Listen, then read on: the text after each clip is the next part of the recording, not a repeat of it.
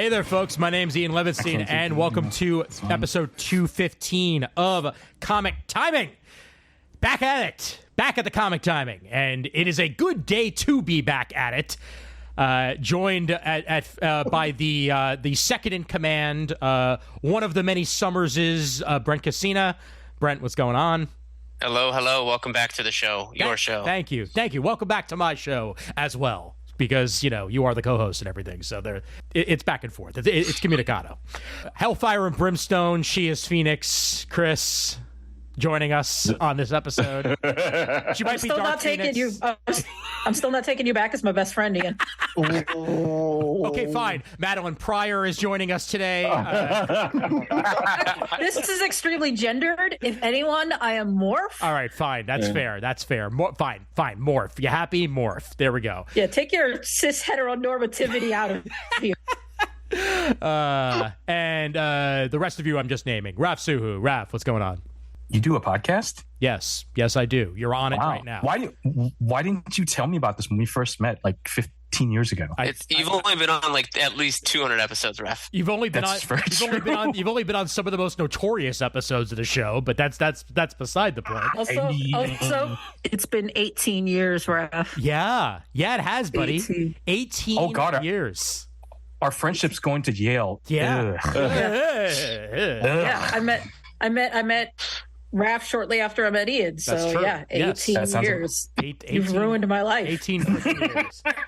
You can decide which you I mean by that. The answer is all of us. Totally fair. The answer is all of us, and we know that. Donovan Morgan Grant, the one overtly wearing an X-Men shirt, so that's clearly What? You know. You don't know that this is the next I man. said overtly, Ms. Xavier, but you're below on your shot. I couldn't even see it. Brandon, sorry, so apologies to everyone listening. He's a mutant. He's a mutant. Brandon's got the X on the hat, so he's got that covered. Listen, mutants. All right, fine. Turtles count as mutants. We're gonna go in that direction. And Jamal Igle joining us as well. Another man who's been on some of our most notorious episodes, but most of them have involved Superman, not the X-Men. We will talk about today. So we will get to all of this and more today. Oh, you're damn right. Well, we are very specifically gathered here because the day we are recording this is the day that the season finale of season 1 of X-Men 97 dropped. We all watched it at various times today. I watched it twice. First time was at like 7:30 this morning to avoid any spoilers before I turned. I think I could beat you on that. Yeah. 4:30. 3:30. 3:30. I couldn't fall asleep. I'm lying there, and I'm like, you know what you could be doing instead of trying and failing to fall asleep? Watching X-Men. So I got out of bed and watched X-Men. I was like, that'll do, pig. That'll do. Was this before or after Madam Web? I didn't watch Madam Web. I refuse to watch Madam Web. No, I do not read the algorithm like you suckers do. Yeah, I might watch it since it's on Netflix. I'm not gonna watch that movie. I watched Madam Web, but only because I have AMC A-list and it didn't cost me any more money that I already had. So yeah, but you're still putting in the record. Yeah, but there was a button in a seat. put some money in their pocket. I haven't seen a non-Spider-Man Sony movie at all. Good man. Good. Venom's I'm very proud good. of myself. I have not. No, I did see Venom. Sorry, I saw that at home. Venom 1, Venom 2. I have not seen I saw the either first Venom. Mm-hmm. I have not seen either Venom movie. I have not seen Morbius. I have no plans on watching Madam Web. You didn't see Morbius during the summer of Morbius? That's crazy. No, I know it was Morbin time, but I just could not bring myself to do it. Listen, you can morb out without watching Morbius. it's doable. Yes. I've morbed so hard. Yes. Oh my I God. could have watched Morbius, but then instead I just went to see Barbie for like the 7th time. That's a sensible. That's a sensible choice. That's a good way to go. Yeah. I saw Morbius, and I feel bad about it because it was bad, and I I saw Morbius. I thought it was like, not the worst I've ever seen. Was it There's way worse 2003 movies. good? The question is it 2003 Yes. good? Yeah. It's a basic bitch movie, but like wow. whatever. Would you yes. rather Trinity watch good. Morbius or Elektra? Elektra. I've never seen Elektra. Okay. Okay, D, let me ask you this. Is it more of a basic bitch movie than the Tom Cruise Mummy movie. I like that movie. You know what it is? I saw Venom 1, but like as a Venom as Spider villain fan, I'm still mad at that. Mm-hmm. Whereas Morbius, I thought there was at least a decent excuse for him to exist as his own movie. Like he wasn't murderous as much as he should have been, and they kept on trying to, he's a good guy. All the people that he bid, those are bad guys. It doesn't matter. So there was like the bitchiness of it was rather basic and kind of hard to stomach. Every single Sony Spider Verse movie that is not an actual Spider-Verse movie is, as Kris said, 2003 Marvel level. Like that is. It is an insult to our honor. Yes, absolutely. Yeah, it is like they learned nothing from a solid 15 years worth of growth of comic book movies, and yet for some reason Venom is super fun, and it's because of how campy it is. It ain't good. But Morbius was just, ugh. So it's basically Mutant X with a budget. Yes. Yes, you're absolutely right. Deep cut. To be fair, oh my God. Without having seen it, unless they have a montage where someone's like getting ready for a fight and getting into their costume to an Evanescence song, it's probably not good. Okay. All right. The only one that didn't do that was Blade Trinity. And they did not use Evanescence. They used... I forgot what the fuck it was, but it was Jessica Biel and Ryan Reynolds suiting up to like their iPods and everything. I'm like, what did Blade Trinity have that other movies did not? Vampire Pomeranians. Dominic Purcell.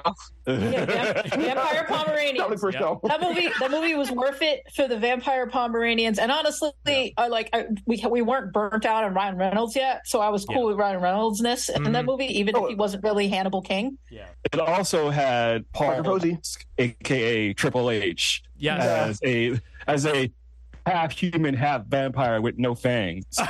Yes. But the metal fangs is right. Yes. But which is a better crappy wrestler performance, Paul Levesque in Trinity or Kevin Nash in Punisher? Kevin Nash Punisher. The Rock and Black Adam. Yeah. Or let's not listen. Let's not talk about Black Adam. Just can we just like we did last time? We did. We did. We had. Wow. You know. I thought the last time we recorded was like the Obama administration. All right. Well, first off, it has to be said. You're listening to this episode now. A lot of shit's happened. I'm not gonna address most of it on the show. All you'll know is that Comic Timing is back, and Comic Timing is going to be back because it is now officially my main outlet of talking shit about comics and stuff like that. And it's my baby. I love hanging out with you guys. There's going to be some spin-off shit. There's going to be some interviews. Like we're full whole hog on this thing again. So, so you're the dad that came back to actually getting milk. Yes. Oh wait, cool. Yes. You actually got milk? Yeah. Well, I did, but unfortunately, it's oat milk. So unfortunately, it is 2024. So we're the kid he thought was old enough to play on the playground by themselves. Yeah. And then we just fallen and broken our leg, and now he has to pay attention to us again. Oh my God! But as part of that, yes, we are indeed back here. Thank everybody for listening to this episode ahead of time, since you're listening to it right now. Thank you for everybody for coming and sticking around, and thank you all. I've had a couple of new patrons of late at patreon.com/comic timing, and all that goes back towards the show. So I greatly appreciate anybody who's going to be donating over there, and we're hopefully going to have some more content over there. I posted Kris's 12-word RPG a day or two ago, which is absolutely a 100% classic. In-joke comic timing goodness right there. So yeah, everybody please check out the Patreon if you haven't yet. It's appreciated and all that jazz. Let's start talking spoilers on X-Men 97, okay? And should we warn the new listeners about all the in-jokes they're about to encounter, though? Tons of in-jokes for me. Tons of in-jokes. I just wanted to note, that the 12-word RPG would up at the end of it. I am tempted to just use RPG Maker and just make a full-on comic timing RPG. Oh, Jesus Christ. The final boss is Zack Snyder. Oh, God. on the Rebel Moon. Oh, no. I have not seen those crap. Actually, no, I'm sorry. I tried to watch the first one. I haven't even tried. You're better than I am. I saw the first one. I never got around to the second one because the first one sucks. The only reason I even tried on the first one is because I wanted to listen to the Filmcast's breakdown of it, and I was like, all right, let me experience the pain. And I got about 35 minutes into it, and I'm like, I can't do this. I really can't. Like, it's that bad. It's so boring. All right, fine. Okay. But do you think the director's cut's less poor or more boring? This is what I didn't understand about that. Is like, we're gonna have a movie. It's gonna be 2 parts. Yeah. Okay, it smells like Netflix. Mm-hmm. We're gonna have a movie in 2 parts, and there's gonna be director's cuts that are R-rated in 2 parts. I don't. Why didn't you put that on the first place? Yeah, he's gonna stop having that excuse. You're going nowhere. It's on Netflix. Just put it out in the first place. Oh no! It's not. It's not my fault. It was bad. They cut out the reason why it was good. It's like. It's naked slow motion sex. That's it. Yeah, seriously. That's it. Why'd you make Hallelujah? 2 Icelandic singing and Hallelujah. Yes. Why'd you bother making recently we watched Watchmen. Why'd you bother making the damn deal with Netflix if you got to worry about? Well, it's not my version, but my version's coming out soon. Like, really? Come on, dude. Come on. Let's be real. Who's falling for this anymore? No. Zack Snyder's value to Netflix now is the director's cut moniker. Like, that's it. to quote one of my favorite things on the internet, Zack Snyder is trash. All right, and spoilers. This isn't Man of Steel 2. I know. Spoilers begin for X-Men 97. Okay, let's talk about something good and also, not something if bad. you've never played Marvel's Capcom, you might not want to listen to this episode. Yeah, I'm gonna take you for a ride. I'm gonna take you for a ride. Bat. Okay, there. All right, but how the hell is this thing so damn good? I'm just gonna go out there and say it, because all of the lead up to it had me worried. Like I was like, all right, is this just gonna be nostalgia, pastiche? Is it gonna be, just pleasing the nerds, and it winds up being, just an also ran of something that was good but also simultaneously bad when I was in the 90s. Like I've rewatched some of those episodes. Some of them are great, some of them aren't, and that's unfortunately the way it goes. But somehow even the trailer, I was kind of saying, I don't know. Yeah, but like this actual show was like, whoa, they totally undersold it. Yes. Right. I was hooked by the trailer, just by that one scene. Like we said to me, Max, and I'm like, oh, they got it. Oh yeah, they got it here. Well, the trailer looked okay to me, but I wasn't sold on the animation from the trailer. I think so. Do we know that? I know in our chat group, Jamal said that, like, or maybe he was speculating that this was 3D animation that was 2D eyes, like cell shaded. Do we know that for a fact? Some of it is definitely cell shaded 3D animation. Like, I'm pretty sure the Sentinels and the buildings are probably. Oh yeah, no, absolutely. Oh, yeah. It's because that is sort of a common thread with animation, especially like current animation. Mm-hmm. Like a lot of times you will have a mix of 2D and 3D animation. Sure, I'm sure a lot of the 2D animation is sort of like the close-up character stuff, but like you're saying, like the Sentinels attacks, the Prime Sentinel attacks, like all of those characters, they are wireframe animated figures. Mm-hmm. So I'm going to say something about this show. Yes, and it kind of goes through my overall feeling for it. Mm-hmm. I am the perfect audience for this show. Yes. And the reason why I say that I'm the perfect audience for the show is I was not a big fan of the original series. Okay. I watched it because it was the 90s and we didn't have, fuck all of anything else, especially on Saturday mornings if you want to watch it. We had Fantastic Four. We had Sundays. Iron Man. Sundays. We had Hulk. Still Sundays. We had Batman. We had Superman. Monday through Friday. And we had Spider-Man. Can't forget Spider-Man. Spider-Man was a Saturday. We did have a lot. Yeah, we had, but 70% of what you mentioned is garbage. Yeah, it was good. It's hot garbage. Hey, nothing. That Fantastic Four cartoon is dog shit. The Iron Man theme song is second to Which the one? X-Men. Which one? Iron Man. Iron Man. Hey, That one. don't you shit on don't you shit on Reed Richards' elastic. Sue can fade from sight. Johnny is He's the Human Torch. and the Thing. What does the Thing do? He just loves to He fight. loves to fight, guys. So, hi, yeah, no. To Jamal's point, though, like a lot of the stuff that Brett mentioned actually came after the animated series was already a hit. Yeah. Basically, you go back in time to 1992. Pretty much the game was just X-Men the animated series and Batman the animated series. Yeah. You know, like we didn't even have Animaniacs yet, for fuck's sake. Yeah. So you know. We had Tiny Toons, but not animated. Trust me, I know my years very well. Yeah. I'm the nerd when it comes to that shit. You know what? So as I was saying, Go ahead. so I was not a big fan of the original cartoon. I like some episodes, but like you was saying, a lot of it was awful. Yeah. So I went into this zero expectations of it being even remotely watchable, especially like you said, the trailers did not sell this show as well as it could have. Yeah. And they, number one, they did justice to my boy Cyclops. Oh hell yeah. Yes. Like Yep. they showed Scott Summers to be the badass that he actually is, that I have always known him to actually be. Mm-hmm. That's like the biggest part. But it's a compelling fucking show. It is. Like from a story standpoint, I heard somebody on TikTok call it the Real Housewives of Westchester County. Laugh my Oh, that's too God. good. That's too good. Oh God. Oh man. But and what I didn't expect going into this, which frankly I should have expected, is I knew they were going to pick and choose from, you know, the 90s and before.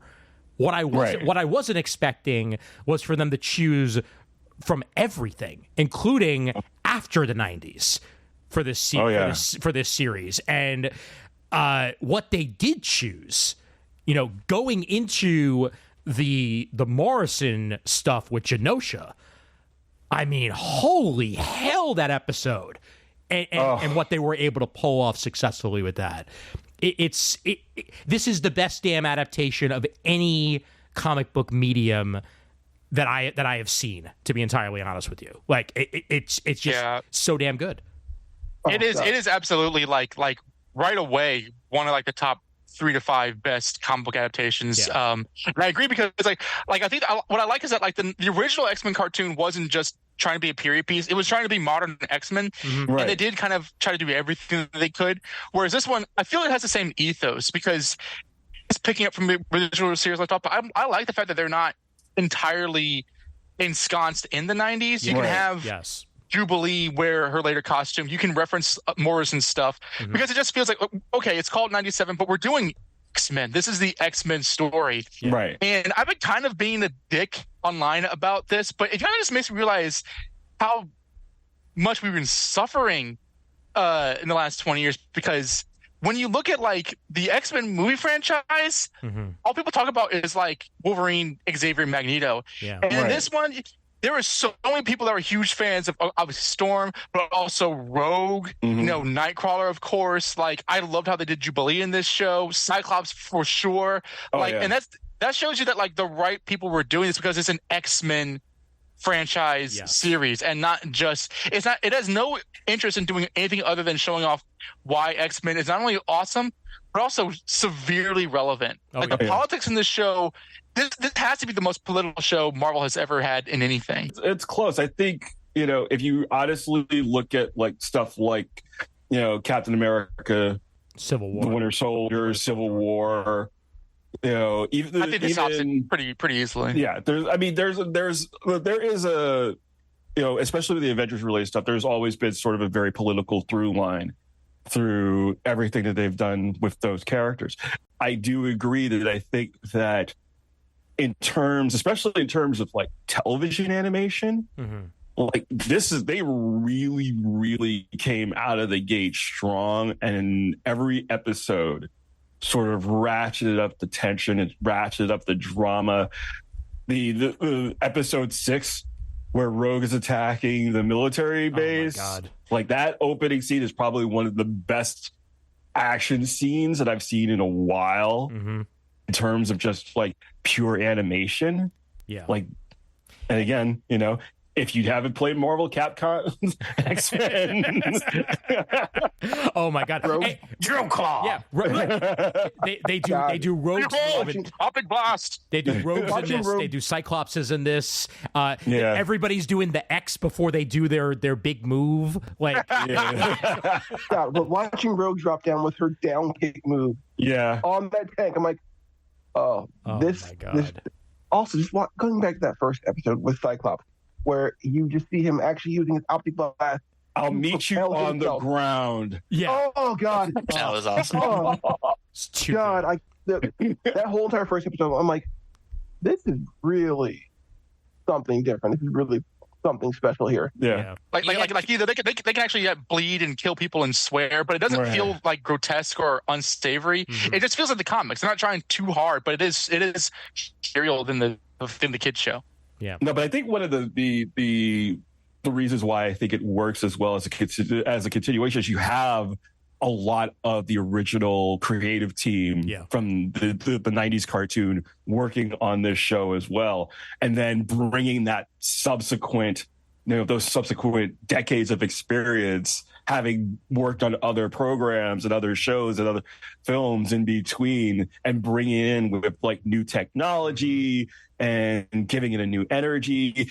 I don't think that if the show had been greenlit and shown on on normal broadcast television, I don't think we would have gotten this quality. Oh, absolutely not. Absolutely not. I don't think we would, and I don't think they would have had the same creative freedom that they have with this show. Yeah, I think it's on Disney. Yeah, especially. Well, I mean, that's been shown time and again with the streaming, generation in general.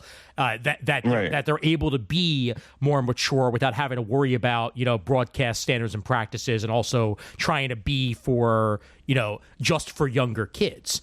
With the leniency here is that it might be an animated series. This show is not for kids. No. I would say the whole animation is just for kids thing. I mean, yes, there are still some people who cling to it, but I think it's been long enough, like enough kids and have grown into adults who watched anime, who watched those slightly more mature shows in the 90s. And then we have plenty of adult-oriented animated shows now, like Invincible, which also is in a comic, but still, just... Like, I don't think the stigma is there like it was when we were younger. No, so, definitely not. Yeah, only by Oscar presenters. Helps that you have people who actually are fans of X-Men and have read the comics. Right. And that are like, hey, we're actually going to adapt this as to Secret Invasion, where that guy the executive producer was like, don't read the comics. What the fuck? I know. There's such contempt and disdain now. Because I know that like the MCU started out with like comic writers kind of like advised them. And they got sick of hearing about that, so they said, fuck the comics, just ignore them. Like, which is basically what they said. Yep. And I don't want to say, and that's why people don't like the MCU anymore, but like I do feel that like there's a real difference in terms of showing a new audience what's cool about a franchise from people who understand it to be, rather than using the source material just as a farm to get ideas and then try to outthink the source material. I'm a big believer in not trying to outthink the source material when the source material works. Well, there's a core concept. I feel like they're ignoring core concepts so often. Going back to Secret Invasion, like the core concept is the Skrulls are invading Earth and they're fucking bad guys. Not the Skrulls are already on Earth and they've been here forever and they're kind of good guys and we need to save them from themselves. That's not the concept. The concept is their aliens are here and they're scary because you don't know who's an alien or not. And they just completely abandon that core concept. They shot themselves in the foot, though, because they introduced the Skrulls as friendly in Captain Marvel. So that was already going to not work out. If anything, they should have done like sort of like a Kree-Skrull thing, I think, where like the invaders are the Kree and the Skrulls are split. It's like a three-way battle between the Kree-Skrull and the humans. Right. But whatever, the show's done. But they were also, and in their defense, they were also limited by COVID protocols and changes of schedules of people being unavailable to be part of the show. Right. So they ended up having to rewrite parts of it.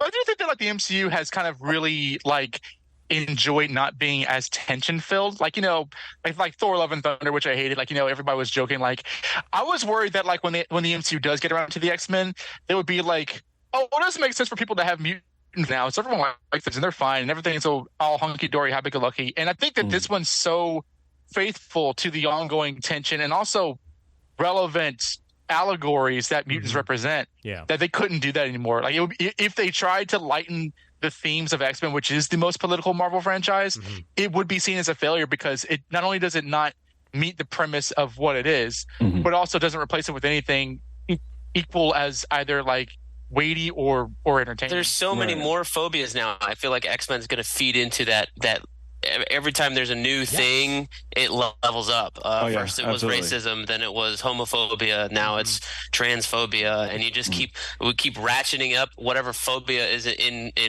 vogue now, and you're going to add mutants on top of all that, and you can filter that message of tolerance down through all of that the way that they've been doing or trying to have been doing for 6 years. They kind of forgot about it a little bit, I feel like, but it's there.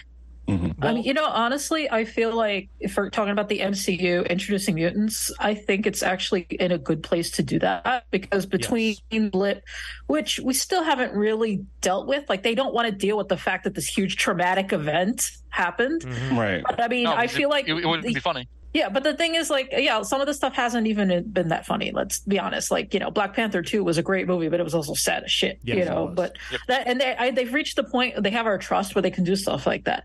But I'm thinking that if they wanted to introduce mutants, it would still be somewhat realistic because I feel like the mood has shifted and people aren't as gung ho on superheroes in the MCU as they used to be. So at this point, you could introduce mutants. As remember, it used to be the whole, your neighbor could be a mutant. Your classmate could. But I mean, like you were saying, Chris, like the easiest way for them to do that is during that 5-year period. Yes, teenagers started exhibiting superhuman powers and mutating and transforming, and that's the original premise of X-Men #1 is that he's going around gathering these teenagers. Who are feared and hated by their local communities. So, well, I mean, I also want to point out that, I mean, we are in a world right now of Marvel movies where there is Marvel movie this year, and it's an X-Men movie essentially. It's Deadpool and Wolverine running around, doing their thing. So clearly we're getting there. Obviously, this is the previous generation of mutants, and we're going to wind up getting the current generation. But I guarantee you, we are not that far off right now.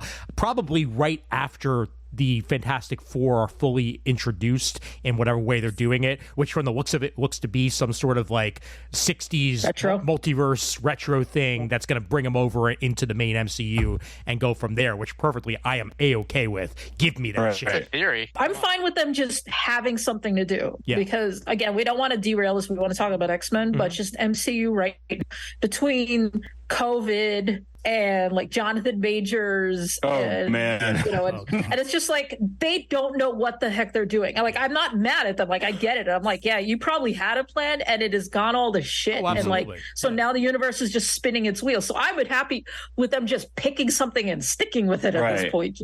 Do it.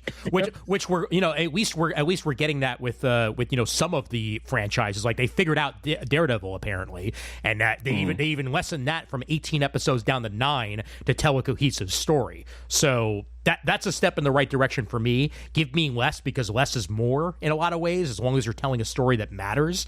We're going to get Agatha all along soon enough, which I can't wait for. I don't give a shit. I'm down. I'm mixed on that. It's a little late for it. Yeah. It is late. A lot of the Marvel missteps happen, and you're just a little bit too late for these things now. Yeah. Like, it's very content heavy. It is. Yeah, and like the missing 2 years from COVID, I get it, right? But even then, like there is so much backtracking or backfilling of characters or trying to do some secondhand world building. It's just not really hitting, unfortunately. You look at things going back to like Secret Invasion, a lot of backfilled. But there's also a possibility of that period, like this current period of Marvel just kind of being a lull. It happens with every creative entity. Obviously. It feels like, they've hunkered down and made a decision. Okay, this isn't working. I'm going to disagree with Donovan, because I did actually like Thor: Love and Thunder. Yes, because I saw because Thor: Love and Thunder is the story being told through Korg's eyes, and once you get that idea, then it's a children's story. It's a children's story. Right. I just love the I'm not saying that you have to. I'm just saying that. I'm in your camp, Jamal. I liked it too. Okay, you're not the only one who's called who's defending it. No, I know. I've actually moved closer to Donovan since the last time we talked. Really? Not that I don't agree with your perspective. I love Spider-Man No Way Home, and Jamal doesn't. So we gotta have this opposite thing going. The thing for me is, the more I think about it, the more it falls apart, which is fine because it's told by an unreliable narrator, because Korg is not reliable for anything. But also, like, I think Thor is the perfect example of what happened to the MCU that's not hitting. It's just focusing on the wrong things. Yeah. Where, like, I feel like the story of like Gore the God Butcher is great. It's one of my favorite Thor stories. I love Thor, but like, there's too much of a focus on the stuff that isn't the main, because you're jamming too much in. The kids get kidnapped. Jane has the Jane Foster story, which is a great on its own. You don't need the other elements. It's just you throw them in, and then you don't really get a lot of time to sit with everything. And when you do, it's all quippy and it's all like jokey haha. And I really feel like, I mean, the story is, I still enjoy it. I just don't think it's lower down my list. Well, and it's because I really wish there was a little more gravitas to it. I appreciate you saying that, because now I can actually use that to bring us back to our actual conversation here. I was going to say, welcome to Tangent City, home of comic timing. Because X-Men has lots of gravitas. Yeah. Well, what I remember when X-Men was awesome this year? What I was mainly going to ask about is the pacing of the show, because it is a breakneck pace. Like, there are so good. I actually don't like that very much. Okay. I mean, I'm glad we got what we did. I'm not going to say we should have changed it. I don't even think it should be different. It's just like, it's not the kind of pacing I like, because I mean, as someone who was huge on the comics as a kid, I being able to take a breath once in a while, and to like sit with the certain storylines, because we're getting with the show is like the greatest hits tape of all the different storylines. And they're doing storylines after 97, but it's still within like that certain cluster of years at least. But it's like a greatest hits storyline. But the problem I have with that is like some of the storylines are actually just pretty good on their own and don't need to be like merged. Because I will admit that Operation Zero Tolerance is not a great story, but like by sticking it in there, they kind of elevated it a bit. But absolutely. It's just, but like now that since I'm rewatching the original series, like again, this is not even different from what the original animated series did, which was like remixing stuff to make it fit within the constraints of the format and the audience and everything. It's just that if we're going to expand the show, like bring it forward, like, age it up, put it, let it do more than the original show was able to do, I feel like I would have liked a more breathing for some of those storylines. Again, we as people said, we sped run through Inferno. Yes. Right. So, one episode. Oh, that's true. Yeah. I will give you that. Like Inferno was like was the one episode. And like the whole, like, Call Me Madeline Pryor, where that name come from, I will absolutely grant you that was kind of like on like 2.5 speed. Right. But I kind of feel like Inferno as a storyline is hard to really kind of coalesce with this version of the X-Men. Yes, but at the same time, it could have used 2 episodes instead of 1. I'm not disagreeing. I think if we had like a 12 episode season, like a Netflix style season where you got 12 or 13 episodes as opposed to 10, like there could have been a little bit more breathing space. I'm glad that we got 3 episodes with Tolerance is Extinction. Which they gave that room to breathe. But technically 4 episodes because part 3 is double size, so that's true. Yeah, that's true. It didn't feel like it though. No, it did not. I'm fine with the pace. I I am not a X-Men 90s person. Like my era of X-Men starts with Morrison, kind of like in Ultimate X-Men. Yeah. So all these episodes, I had no idea what was going on. And yes, I was like, oh, I think this is referencing Inferno, but I've never read Inferno. I don't know what's happening in Inferno. Like you don't have to. It sucks. Well, I'm just saying, it's Zero Tolerance, Age of Apocalypse. I've never read any of these things all the way through. So to get a Cliff Notes version, the same way I got a Cliff Notes of the 60s and 70s X-Men as a kid in the original series, was fine with me. And his pacing to me was fine. Like the breathing thing, I get for one or two things. Some of them I did feel a little rushed, or I'm like, wait, what's happening? But like, I don't want everything to breathe like fucking Invincible. Honestly, Invincible, I like Invincible, but my God, 47 minutes per episode and so much room of just like just bullshit half the time. I love the comic, don't get me wrong, but a TV show like needs to move a little bit. And this one, there may be a middle ground where Chris is more pleased versus what they gave us, but I'm fine with it if they want to do it this way. It is crazy that they introduced Madeline Pryor, did Goblin Queen, had her leave off, and then like killed her off halfway through the season. Yeah. Like I didn't even know that she was dead until like they were talking about it. I was like, well, I guess she did die. It removes the gravitas from it. Like, you have Nathan like mourning his lost mom, and I'm like, dude, we had her for like 2 episodes. My question with this last couple episodes is like, Cable came back. Yes. But I remember seeing Cable in the original show. Yes. Like, so did they not know that was fucking Nathan Summers? No, they didn't know. They didn't know he was Nathan Summers in the original show. And then Apocalypse appears at the end of this episode. Yes. And I'm like, this isn't the first time we've seen Apocalypse. He was all over the old show. Oh, so yeah. what's up with that? No, because this is the first time we're meeting En Savanur. Yeah. So spoilers, folks. We are getting both The Adventures of Cyclops and Phoenix and Rise of Apocalypse next season. Yes, and storylines. And I was right. We are definitely getting the 12. We are when they come back to the future, we are fucking getting the 12. I called it, Raph. even though I didn't really seriously. I don't know what that is. Okay. All right. That's above my education. All right. Do you want to know? You want to know what the 12 is? The 12 is one of the weakest, most useless storylines that ever existed in X-Men comics. Okay. Is that the hunt for? Is that the hunt for Cyclops? That's what I think. Oh God. But we got Inferno, which is like a very popular story, but not a beloved story. Yeah. I mean, look at what we got. I love hearing that. Like, they're doing this story. It sucked. But they're doing this story. Well, you know what it did? Well, Inferno was like 89. And what it did was good. How it did it was fucking garbage. Hey, if I ever am in Nightfall animated series, anything, I will be excited about it, even though people will be like, NetQuest sucks, Aztec sucks. Oh, they're never going to do right there with you, Brent. They are never going to do Nightfall. Like Hush was a simple story that they screwed up, but like Nightfall is like one of the GOAT Batman stories that that the ending to the Hush movie's better than that stupid ass ending Jeff Loeb wrote.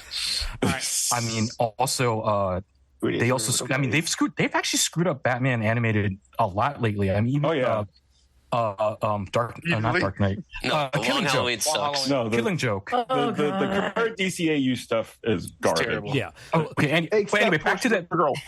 Right. Okay. Back to what we were talking about. Back to X-Men. Back to X-Men. Yeah. Back to X-Men. I have two things that I need to say. One, even with the short amount of time that we got Madeline Pryor, she's still better than she was in the comics because. True. Basically, that fight scene was awesome. The way they screwed the way. Comics. Oh yeah, well, okay, no, she was great in the comics. What they did to her in the comics. Well, that's again, you got to make the difference there because like Madeline Pryor, but they didn't even intend for her to originally be a clone of Jean Grey. No, it was just this weird story where it's like Scott met somebody who looked like Jean, and he was supposed to get over Jean and remember that Marilyn was not. So in the continuity. Madeline Pryor looks exactly like Jean, or is it just a thing that stemmed out of a lazy artist? Originally, it was a complete coincidence. Yeah, it was a coincidence. She looks like Jean. She's not a Jean clone. Yeah, that's the original. Yeah, that was the original thing, which is proven by the fact that there's I forgot what issue it was, but all the humans got powers, and Madeline got powers too, which means she was not a mutant. Yeah. Oh, you mean from X-Men Alpha Flight? I think so. Yeah. Yes. That sounds familiar. Yeah. When she was introduced, this is what she looked like when she was introduced. She looked like a redhead. Like that.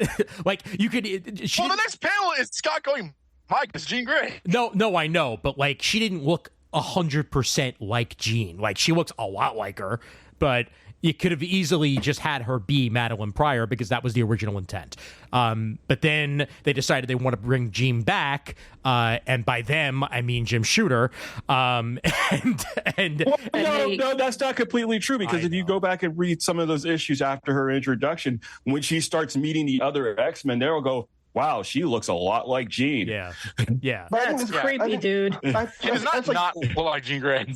But I think more like Scott, like, I can't get over my dead fiance. Let me just find someone who looks just like her. Right. Exactly. It's like my girlfriend. It's like my girlfriend died on the moon. That's rough, buddy. At least this time around, and nice reference there, Brandon.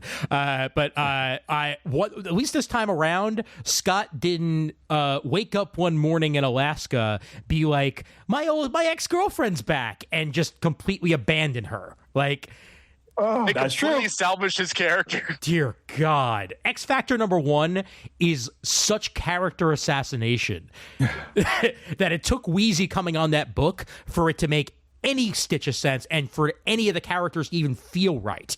And we didn't have that sort of, disappearance here. It was, you just gave birth to my kid. Wait a minute. But that's Jean? But you're Jean? But you're both Jean? How can this be? Like, that's the confusion that we got. And, I feel like, I do think that it was hinted at during the Morrison run a little bit that Jean might have been exerting a psychic pull.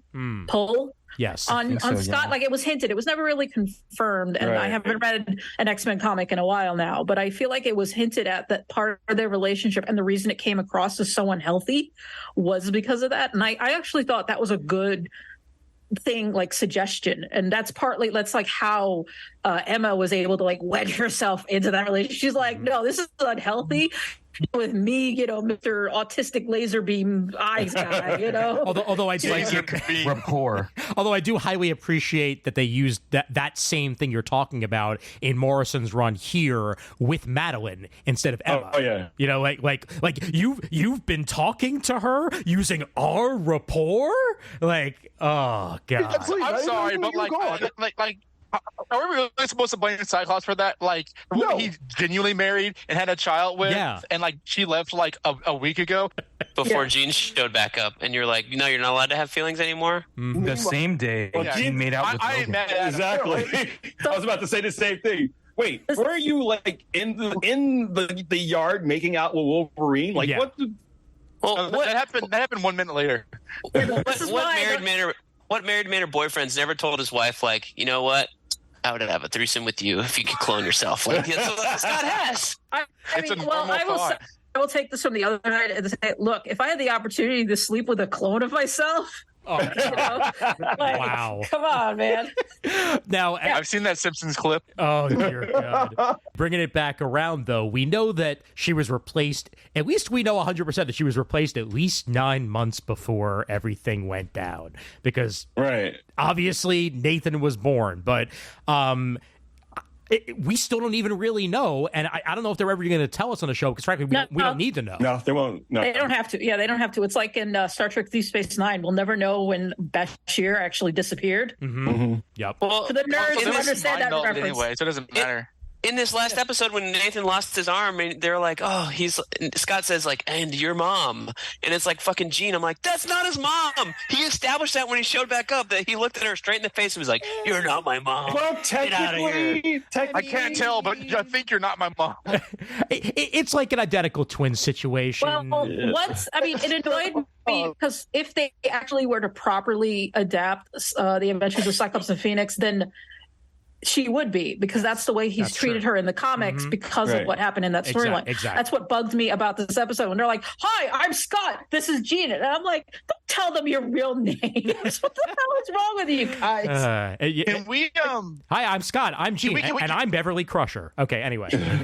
Well, can we talk about episode 5 though, like the Genosha episode? Because that one like made the show. Of course we can. No. Okay. I have so many thoughts on that episode, because that is such a fucking roller coaster of emotions right there. Oh my God. That is better than all the movies. That is the most Claremontian episode of this show. Oh yeah. So far, between the melodrama, between Cyclops is giving it hot bars to Trish Dilby on TV. Oh my God! I'm like, and I'm like, all right, cool. And then you see the whole political staging with Magneto and when he became Emperor of Genosha, Chancellor of Genosha. I'm sorry, and like it's just all that, and it just grinds to a halt. Yeah, and Nightcrawler, baby. You know, like that's it's such a setup for like, well, this is gonna be a good episode here. It's nice. Oh no, this is not good at all. This is terrible. Terrible shit happens in that episode, and it's so good. Oh yeah. Once they had the big Lord of the Rings Numenorian statues of Xavier and Magneto on either side of that pyramid, I was you guys need to pick a guy because don't you know they're like diametrically opposed? Right. Like, who are we worshiping here? You can't worship both of them. MLK and Malcolm X, the giant statues. And they weren't really that opposed, so I think that's the point that they were kind of. Well, until recently, Magneto was a bad guy in that show. So, all of 3 weeks prior. But you know how you know that this show has mass pension? I was in Starbucks like the week after the episode aired, and they were playing Happy Nation. Oh God! That was awesome. Oh no! Oh God! No. I loved how they used that song, and like the fact that like they actually seeded it in episode 1 with like the Mass Grave Nightmare. That's comic book stuff. That was so cool. Oh hell yeah! Also, I have a very important question for you guys, and a little bit of a segue, but at the same time, we're talking about X-Men, and we're talking about Magneto. So, does the giant M, does it stand for Magneto or mutant? Magnus. It stands for Mackin' on Rogue. ¿Por qué no los dos? All right. The answer is yes. It stands for daddy. Yeah. I just wanted to build on what Jamal said about mass penetration. I could beat you on that mass penetration. I was walking through Astor Place, and there was a group of kids having a rap battle, and one of them made the rap battle on X-Men 97. Oh, wow. Not that I can recreate it for you guys right now, but I'm like, I was like on a tour, and I'm like, wait, did he just... I think about X-Men 97. Like, yes, he was. He was rapping about that episode. Holy shit! You think you've been around? You just got on this scene. I'ma beat you and make you scream, Gene! Gene! Oh God! I noticed that she fainted in the last episode. Oh God! Only because she got knocked the fuck out. But yeah, again. Gene fainting this entire series, just for maybe twice. That's true. She did pull a Phoenix, so she was back. She was back, baby. And the Phoenix that she pulled is also yet again going back to the Morrison pull, because that's essentially the Phoenix that we got in the alternate future. At the end of his run, so they're pulling from all over the place here. I want to say that about that arc, the better. Yeah. I want to give kudos to Storm's voice actress. When Phoenix appeared, she had this laugh, and it was both delighted and like, oh shit! Like I like it. It's like I don't know how this is gonna go, but it's like that's just what's great about this show too, because like the voice actors who came back, they're given stronger material to really add. Yes. Like Storm's voice actor and Rogue's voice actor, they can take their characters and just play them much stronger, and I really enjoy hearing that. Like especially like because Cal Dodd to me is like. He's like the Kevin Conroy of Wolverines. Right. So like, which is funny. Seeing him run around in the brown costume, like budding Magneto, I was like, oh my God, this is brilliant. Well, and Cal Dodd, I felt like it took him about 2 episodes to really get back into it. But then once he did, and he's older. Oh no, sure, but like it can take you a really long time to refine a voice that you haven't done in years. He hasn't even done it for a freaking X-Men, Marvel vs. Capcom game in years. Right. So and now he's back on it, and I think by episode 3. He completely fallen back into it, and especially the back and forth between him and Morph was some of my favorites of like the entire series. It's just so good. That last shot of him and Morph in the infirmary. Yeah. Actually, they're just really good friends, and that's the you can't do this to Morph. He's a Chad. Oh man. They're just roommates. They're just gals being pals. They're really good friends, guys. Really good friends. You know how like Steve Blum is all over animation of like 15 years ago? I feel like the next Steve Blum, who deserves all the praise, is going to be the guy playing Professor X in the show. I was just going to bring him up, Cassina, because Ross Marquand. Ross Marquand is he's essentially becoming Marvel's replacement actor. Well, not CG or something. Well, replacement actor, sure, because he replaced. He did Red Skull in Endgame, was pitch perfect. Yep, exactly. Oh, and he's voiced multiple characters in What If before this, right? And now here he is for Professor X. He's basically becoming the John Ratzenberger of the Marvel universe. Like he can be in anything, and he's the Lucky Charm essentially. But he's like a natural mimic. He's all over Invincible. He's all over What If. He was Ultron in What If. Yep. He was Ultron in What If and Doctor Strange in the Multiverse of Madness. Mm-hmm. He's immortal and invincible. He's Red Skull in various things. Yep. Like Mm-hmm. the dude is just all over them. Uh-huh. Oh, he was Apocalypse also? Tell that he was doing an imitation of like the old Xavier voice actor, but he still sounded like Xavier. Oh yeah. But if you want to see his face, you'll probably recognize him as, I think is it Jesus or Jesus in that TV show? No, in The Walking Dead? He plays Aaron. He Aaron. In Aaron. Walking Dead. I just looked at his filmography, so Yeah. But I saw the beard. I figured, dude is excellent at everything that he does, and also want to throw out there Matthew Watterson's Magneto. Yes, My God, God, like so good. Taking over a role that Magneto's role in the original was incredibly distinctive to me, because like there may have been highs and lows of the original X-Men animated series, but I feel like the character development of Magneto in general was excellent. I can still hear that voice in my head. But Matthew Watterson did such a terrific job throughout these 10 episodes that his Magneto is Magneto to me right now. Like it's pitch perfect, and he did a terrific job. He really did. I think the guy that I personally was really impressed by was Cyclops' replacement actor, because Norm Spencer, the original voice actor, passed away a few years ago. Yeah. This man sounds exactly like Norm Spencer. Yeah. How he did it. But he was I could never really like if I tried my hardest with my ear muscles, I guess it's not the same voice, but it's like he sounds the exact same guy. Yeah. It was terrific. I didn't rewatch any of the old episodes, but in my brain I knew like Storm was the same woman. The only one that threw me was Rogue, and I believe that they still had the original voice actress, Lenore Zan as Rogue, but something in my brain, Wolverine and Beast were the same. Didn't sound the same. She's definitely aged. You can hear the strain on her vocal cords, and it actually really bugs me. And I don't want to be a dick, because I mean she's doing the best she can, but it's been the most distracting thing about the show for me. Yeah, is that she really sounds like her vocal cords sound injured to me, and I'm like. It's the same thing as like I'm an Incubus fan from a long time ago, and they re-recorded their Morning View album. This is a total sidebar, but Brandon Boyd, the singer of Incubus, has had so much vocal problems. He sounds terrible when he's trying to reach these old high notes and long notes he's doing, and he's trying to re-record. And I'm listening to the re-recording on Spotify, and I've listened to that album so many times that I know it by heart. And then I'm listening to him like struggle to hit these notes, and I'm like, why is this on the record? Like, you're just putting it out there that you're terrible. And I've seen him live on Jimmy Kimmel, and I'm gonna go see him in Tampa in August with Coheed and Cambria no matter what. He's still gonna sound bad, but I'm like, man, it just sounds so weird. Like, why are you trying so hard to recreate it instead of like the whole idea of that one is like, hey, we're gonna alter some things, which is the same thing as this show. Like, we're gonna alter some things. Yeah. With some voice actors, and why not embrace that instead of like struggling to reach that perfect pitch? Well, thing? I don't know. Rogue didn't bother me in this, and I thought it was going to, but I could easily see them, replacing Rogue at some point if they have to.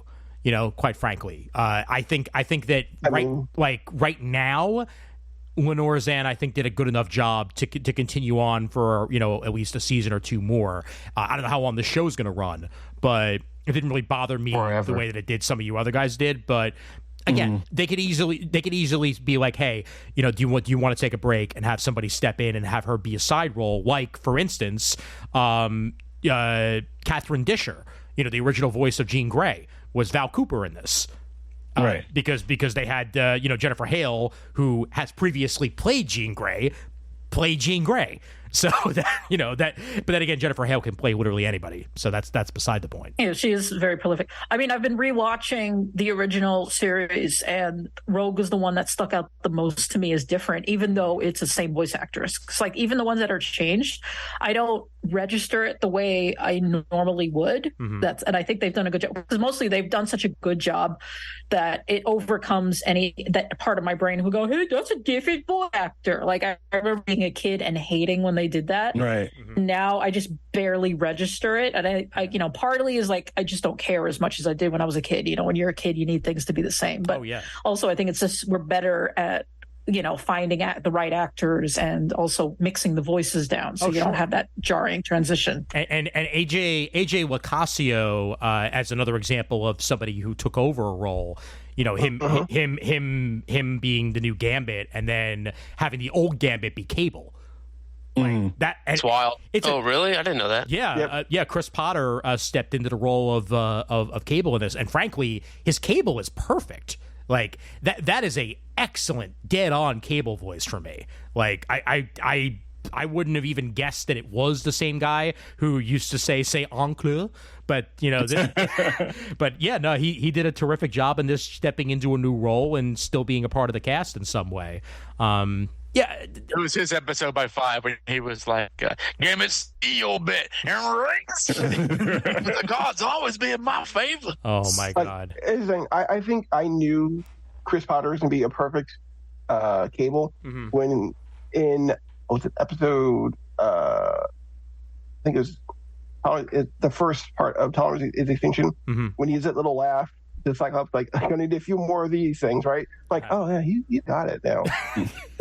Or like I going back to what Chris said though about Lenore Zan, like it's always weird when you have older voice actors try to pitch up their voice again to how it is when they're younger, because you really can hear the strain on it. But I think a good example of that is when Adam West and Burt Ward reprised the roles of Batman and Robin. For the 2 animated films, and it's always jarring, I think, only even because like you are working your larynx and your vocal cords level you should be in. It does like make noticeable strain, but I think the amount of lines that they gave her and what they gave her to work with kind of in her favor, I think, a little bit more. Especially with like when she's in that deep, she's angry most of the series, so she's using her deeper register, so she doesn't have to train as much. She just has to put on the affect, and you get that scene with her and Captain America. I think that's like, oh my God, or like her and like that still. We didn't need this anymore. And mind you, can we just talk about the absolute dick move there? And at the same time, he absolutely deserved it. That is petty. I love it so much. Oh my God. See, honestly, to me, like I understand that she's definitely older. She definitely sounds different. But the worst example for an actor aging out of the role for me is Julie Kavner. She's like unlistenable as Marge Simpson right now, and none of the voice actors were that bad for me here. Not Cal Dodd, not Lenore Zan, not the guy playing Beast. So like, I mean, I'm not going to say that like Chris is wrong, but like I was fine with it, probably because the material was so strong. But I think it works for Cal Dodd for Wolverine as a character. The best. And George Bruza sounds exactly the same. That episode 6 today, towards the end when Beast is like doing all those math equations or whatever, I was like, that's classic Beast. That's him right there. And let's also throw out there Chris Britton as Mr. Sinister. Like, still God, pitch perfect. You would get rid of the X-Men. But that's still like Sinister. I think gets a lot of local distortion, so it does work in his favor. Yeah, he has a little help. So it gets some help. But I think also Jubilee, voice actress, who's brand new to the series. Yeah. That's what I was going to mention, actually. Yeah. I love Jubilee in the season. Oh, my God. Jubilee is the standout character of the entire damn thing. And mind you, like, every character gets their arc, but Jubilee... And you know what? Actually, it really helped having Roberto there, because Roberto became the new intro character. Officially, Jubilee was no longer the rookie. She had somebody that was, lower on the totem pole. She wasn't the kid's sidekick. Exactly. She wasn't the kid's sidekick. She was an X-Man, and it showed, and especially showed in the last episode here, but in the Mojo episode, and, she just really had some great growth of character throughout this entire season. And yeah, it was a thrill to watch. It really was. I've always really liked Jubilee as a character, but I can't say I've read all of her comics or whatever. Just like her design and just like kind of her fun personality. There were moments in this season I was like, I genuinely really like her. Like the Motendo episode, every time she threw her shades on, I thought she looked badass. I love her new look. And when she was fighting Bastion in this, I was genuinely worried. I was like, oh no, Jubilee, don't get hurt. Because her powers are do the least against. But she did the thing from Montendo though when she threw the spiral. I'm like, oh, there we go. That's it. She learned. Oh my god! Exactly. Yep. So when it comes to Jubilee, I don't know if I've read about this after that episode, but apparently the original Jubilee voice actress Alison Court stepped away from the role, and because she wanted an Asian American voice actress to have happening. Yeah, it's the whole the racial reckoning we had several years ago. The same reason that Harry Shearer and Hank Azaria have to do less characters of color on Simpsons. Yes, I say less because they still haven't stepped away from all of it, and still complaining about it. Apparently, from what I saw the Harry Shearer thing. He's like, the show's gotten woke, and I'm like, it's The Simpsons. Okay, what show did you think you were working on? Yeah, let's wait a minute here and mention the fact that Harry Shearer is complaining about something. What? It's been about The Simpsons since season 2, quite frankly. Yeah, it's funny to me because I'm like, dude, you're still getting the same paycheck. I can almost guarantee that you did not lower your salary at all. $15,000 an episode. Plus all the syndication money. That's true. Yep. And Jubilee's original voice actress coming back for the Mojo episode to play.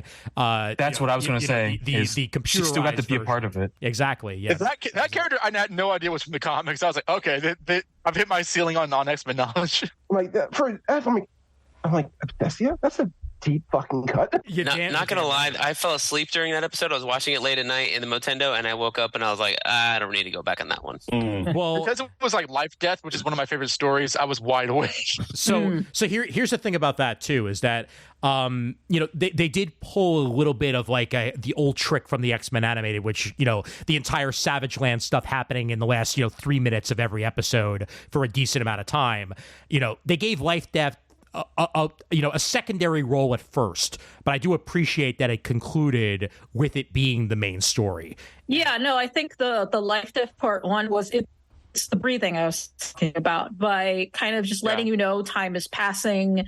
This is happening in the background while this other stuff is happening. That's honestly, if they had done that a little bit more, I think my pacing issues with the show would have been kind of solved.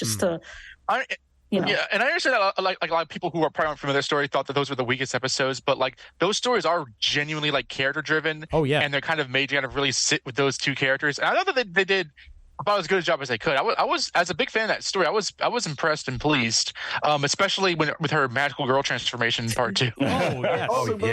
Could you imagine going from episode 3, which was Inferno, to episode 5 without life, death, and Montendo between the two of them, and just going to Genosha decimation? Oh no, that would have been an issue. Yeah, but you need that little bit of we're all storytellers here, in one way or another. Mm-hmm. You need the ebbs and flows of storytelling. You need those quiet moments, like Kris said. You need the breather moment for this to hit harder when it does. Yeah. Also, Aurora, I love you. Like, bitch. 5 minutes. 5 fucking minutes. Oh, so there's something because I rewatched it and I was not hallucinating, and I had to Google it to make sure I was not hallucinating it. Is that now we're going in spoiler territory here at this finale episode when Bishop walks into the room where Forge has his little pinup wall, and he says Daniel. That is the first time Forge's name has ever been said.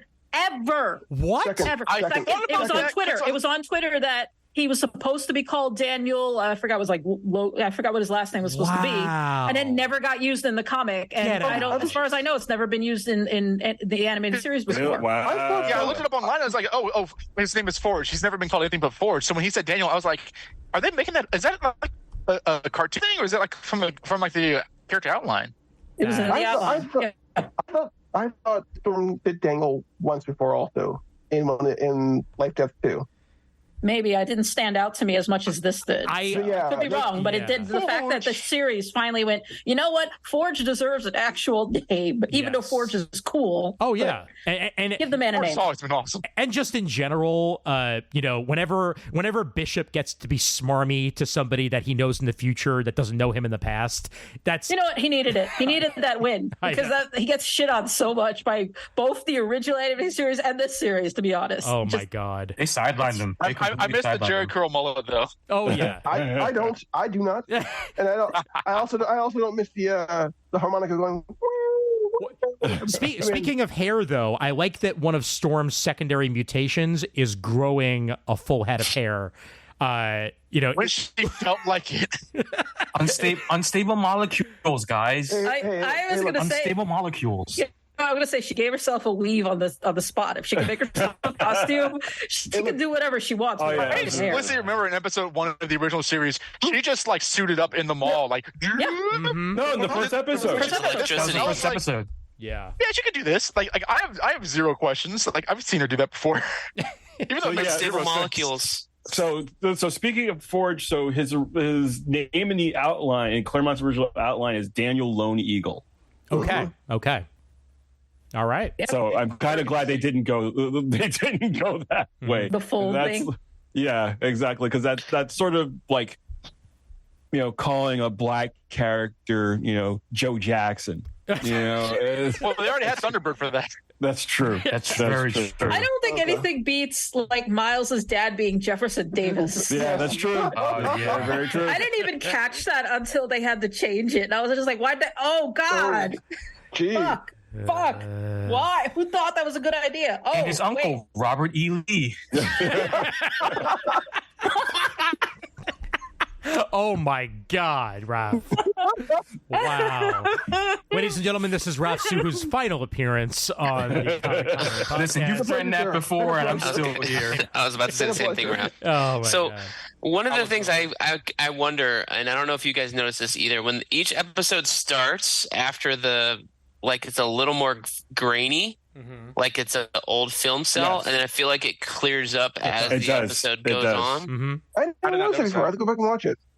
So I noticed that each episode, and then what also I like that part. What throws me off though is that we're watching an animated show, and you're going for this. You have this thing of like the film grain look disappearing as in the first minute or two, and then at the same time I'm fine with not doing 4:3.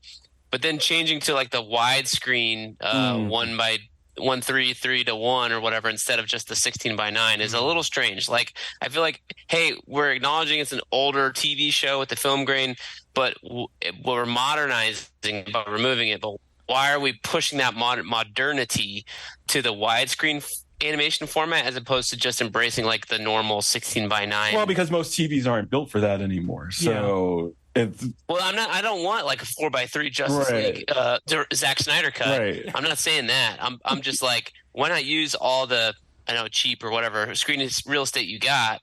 Because modern TV animation. Oh no, I could see that. But even if, as an effect, like they started at the 4:3 and then like had the screen expand. Like for each episode, if you're going to do like that full treatment of like having sort of like the kind of slight static look in the beginning of the show, why don't go all the way with it? But I can also understand why they wouldn't do it. Sure. That way. The TV aspect ratios for all these like streaming shows always like not infuriates me, but I'm curious about it endlessly because I get it. If you're making a movie, you're making like a film that's going to be played in a theater where they have true wide screen theaters, like that makes sense to me.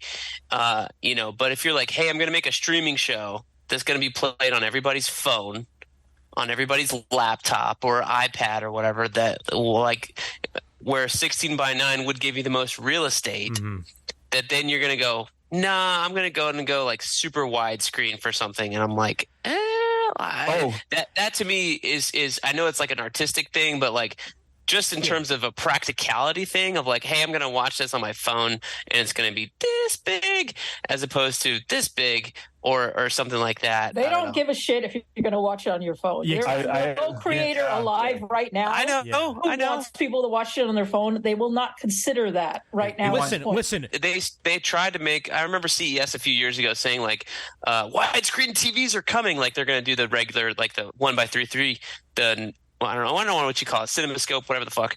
And you're going to have black bars in the few TVs because your old TV shows that are 16:9 are going to have black bars on the sides as opposed to top and bottom. Those never caught on. Like TVs now are 16:9. Yeah. End of story. Well, yeah, because that makes sense. But listen, you can't tell me that Oppenheimer doesn't just look beautiful on a small phone. You know what I mean? Like that. Absolutely how Christopher Nolan intended it in every single way. You just want that man to cry, don't you? Because every time someone makes that joke, like yes, I do. I want him to cry. I want him to. You're killing his stem cells. He'll send Christian Bale after you, and not like skinny Christian Bale, like angry, muscled up Batman Christian Bale. In this situation, though, I don't feel like we lost anything, by having it be this specific aspect ratio. Like there was tons of things happening. The only thing we may have gotten were maybe a couple of extra cameos, but frankly, we got every single cameo that I ever wanted in this show. So, oh my God, the goat! Oh my God, Christopher Daniel Barr, Spider-Man, Doctor Strange. Well, no, we didn't get Darkhawk. Okay, now first off, get Darkhawk. Who exactly? Who? He was in Fantastic Four for like 3 seconds, guys. Come on. We got Peter Parker and Mary Jane. He found her. Yes. And we got Peter Parker in Invincible also. Yes. Oh, I just sent you guys. That was fun. Yeah. I just sent you guys a screenshot breaking news from Bo DeMeo. Yep. Yeah, he confirmed, right? Former showrunner of X-Men '97. Yes, yes. Morph was confessing romantic feelings for Logan. I figured. I figured. Like, I don't know. That's pretty gay, bro. Yeah, even if you didn't know anything about like the past or like him as non-binary or whatever, it's like so obvious in that scene that's what he's doing. Oh yeah. I feel like if you watch that scene without context, you would still fucking know. Only people who are in denial wouldn't read it as that. He's like, they're roommates. I didn't get it. Talking about. When he turned into Sabretooth in one of the earlier episodes, I was like, okay, I see what yeah. I was like, got it. Cool. 100%.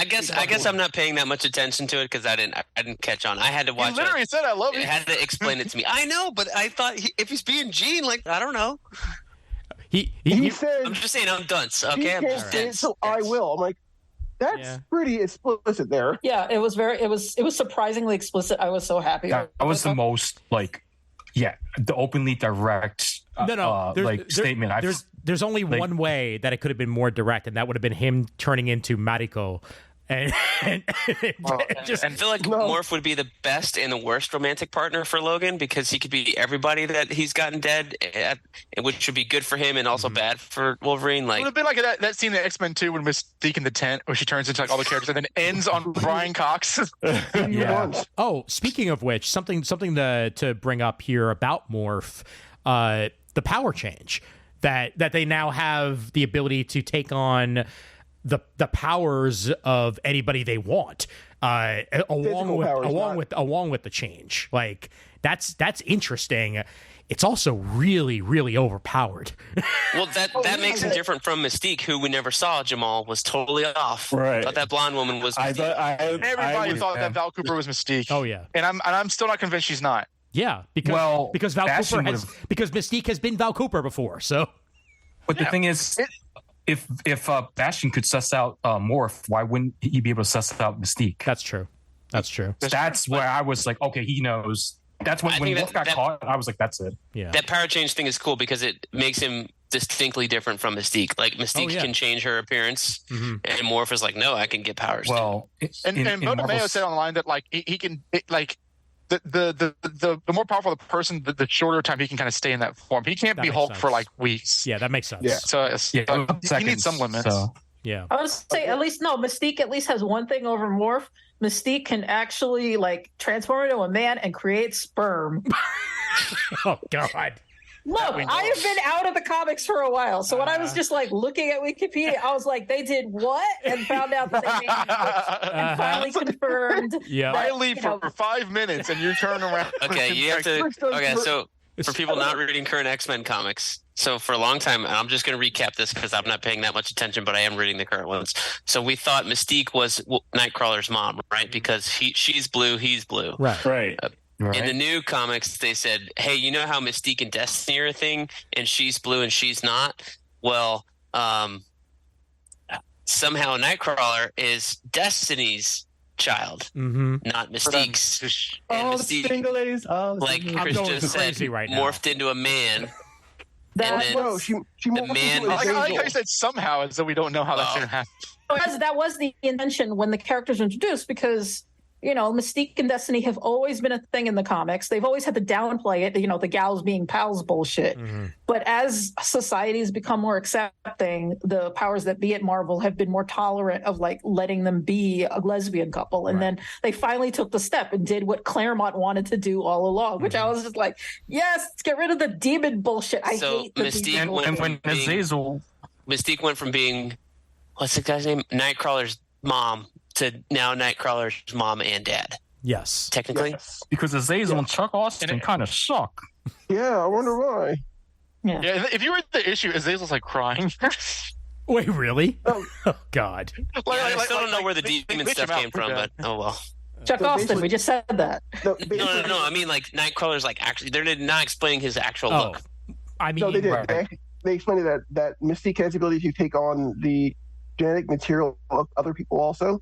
So she made Azazel sperm in her. Yeah, basically, she became Azazel. This is we don't see this sex scene. This shit's getting weird. This shit's getting complicated. X-Men 24. I'm telling you, in 2078, when they revisit this era of X-Men in the cartoons. Yeah. Right. Oh man, there have already been X-Men anime. They were not very good. Okay. Hey, the Wolverine one was awful. Hey, Armor was pretty cool, okay? Yeah. Armor is very cool. Yeah. Milo Ventimiglia as Wolverine. That was like the worst Wolverine. That was the worst idea ever. Oh dear Lord. So I mean, the important question is going out. Well, actually, we haven't even touched on Bastion. So let's talk about Bastion. Theo James, baby. I called it way back when. I'm like, I'm very unfamiliar with Bastion. When they were adapting him, I'm like, I hope this is right. I only remember him. I don't know who Bastion was, so. I mean, I knew who Bastion was because I know enough about him. I've read part of Operation Zero Tolerance. I didn't read all of it. I basically just read the parts where Iceman was cool and skipped everything else. Yeah, I mean, they were. Is the story the same in the comics? Is it the same thing? Did they bring him back with Yost and Kyle in Necrotia X? Yes. Is he also the bad guy in that? And then he was the bad guy in Messiah Complex. Yes. Because he wanted to kill Hope. Yes, that is also true. Yeah. No, he's been around tons of times, but the initial thing of him being basically like Master Mold and Nimrod combined into one and all that jazz, like that's pretty much comic book accurate. Okay. The whole thing about him being like humanoid mutant thing, that's also accurate, I believe. Kris, can you confirm? Him having the weird, like, not DNA, but the infected, I believe so. But you're also asking me to remember one of the worst years of my life. So. I thought that was newish though. Yeah, Ian, you jerk. Oh my God. No, I'm just thinking, like, when I graduated, my last year of high school just did not go well. So Operation Zero Tolerance was just like that cherry on the shit sundae. Oh my God. Operation Senior Year. I thought Bastion came back as not as a child, but as like a fully formed adult who was taken care of by a woman though, originally, right? I think that's true. Yeah, I'm pretty sure that's accurate.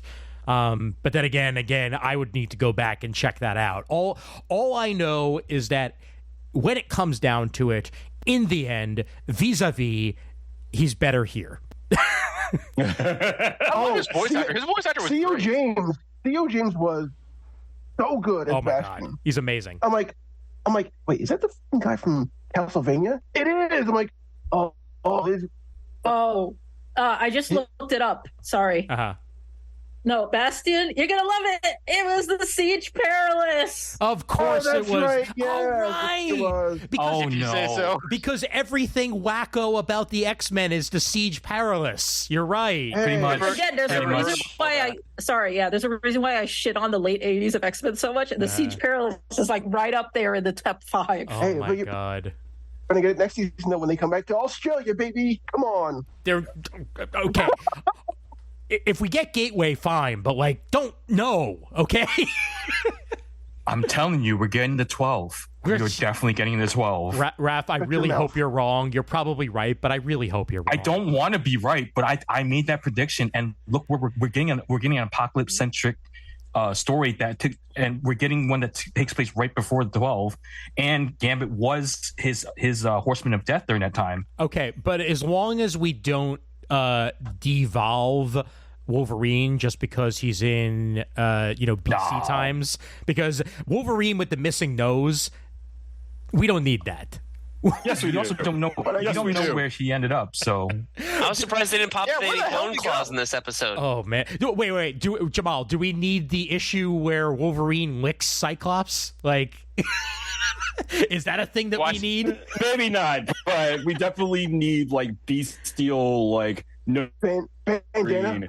running around with a bandana mask wrapped around his head and bone claws sticking out. At least for a couple version of a character, go read X-Force right now with the Evil Beast. He's terrible. Oh God! Are they done with that yet?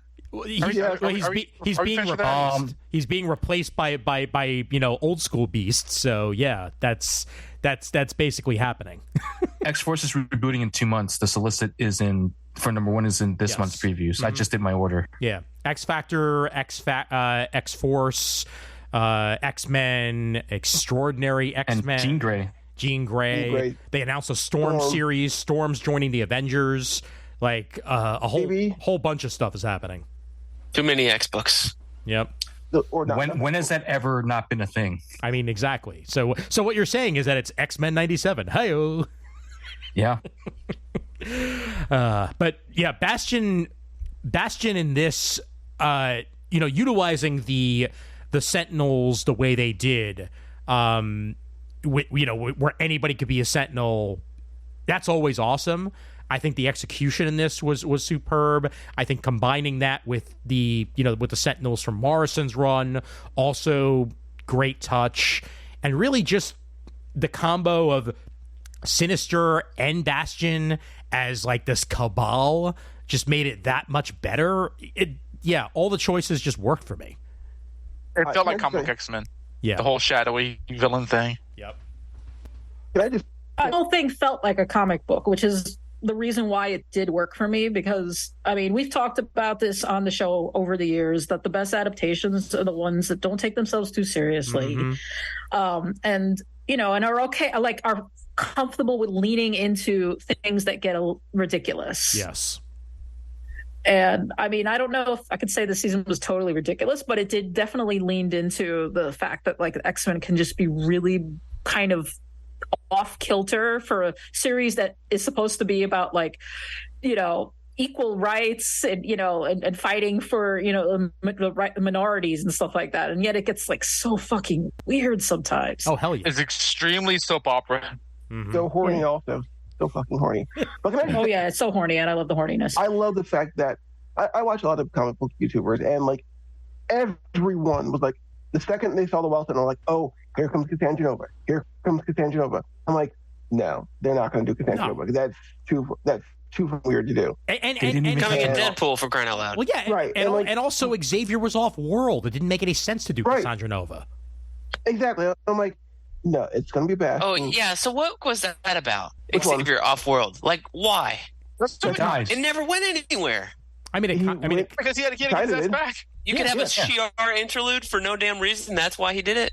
Well, because he was explain. Because that's what he went at the end of the show. Yeah, he was dying on the episode. So he had to continue. Yeah. They took him to space in the last episode.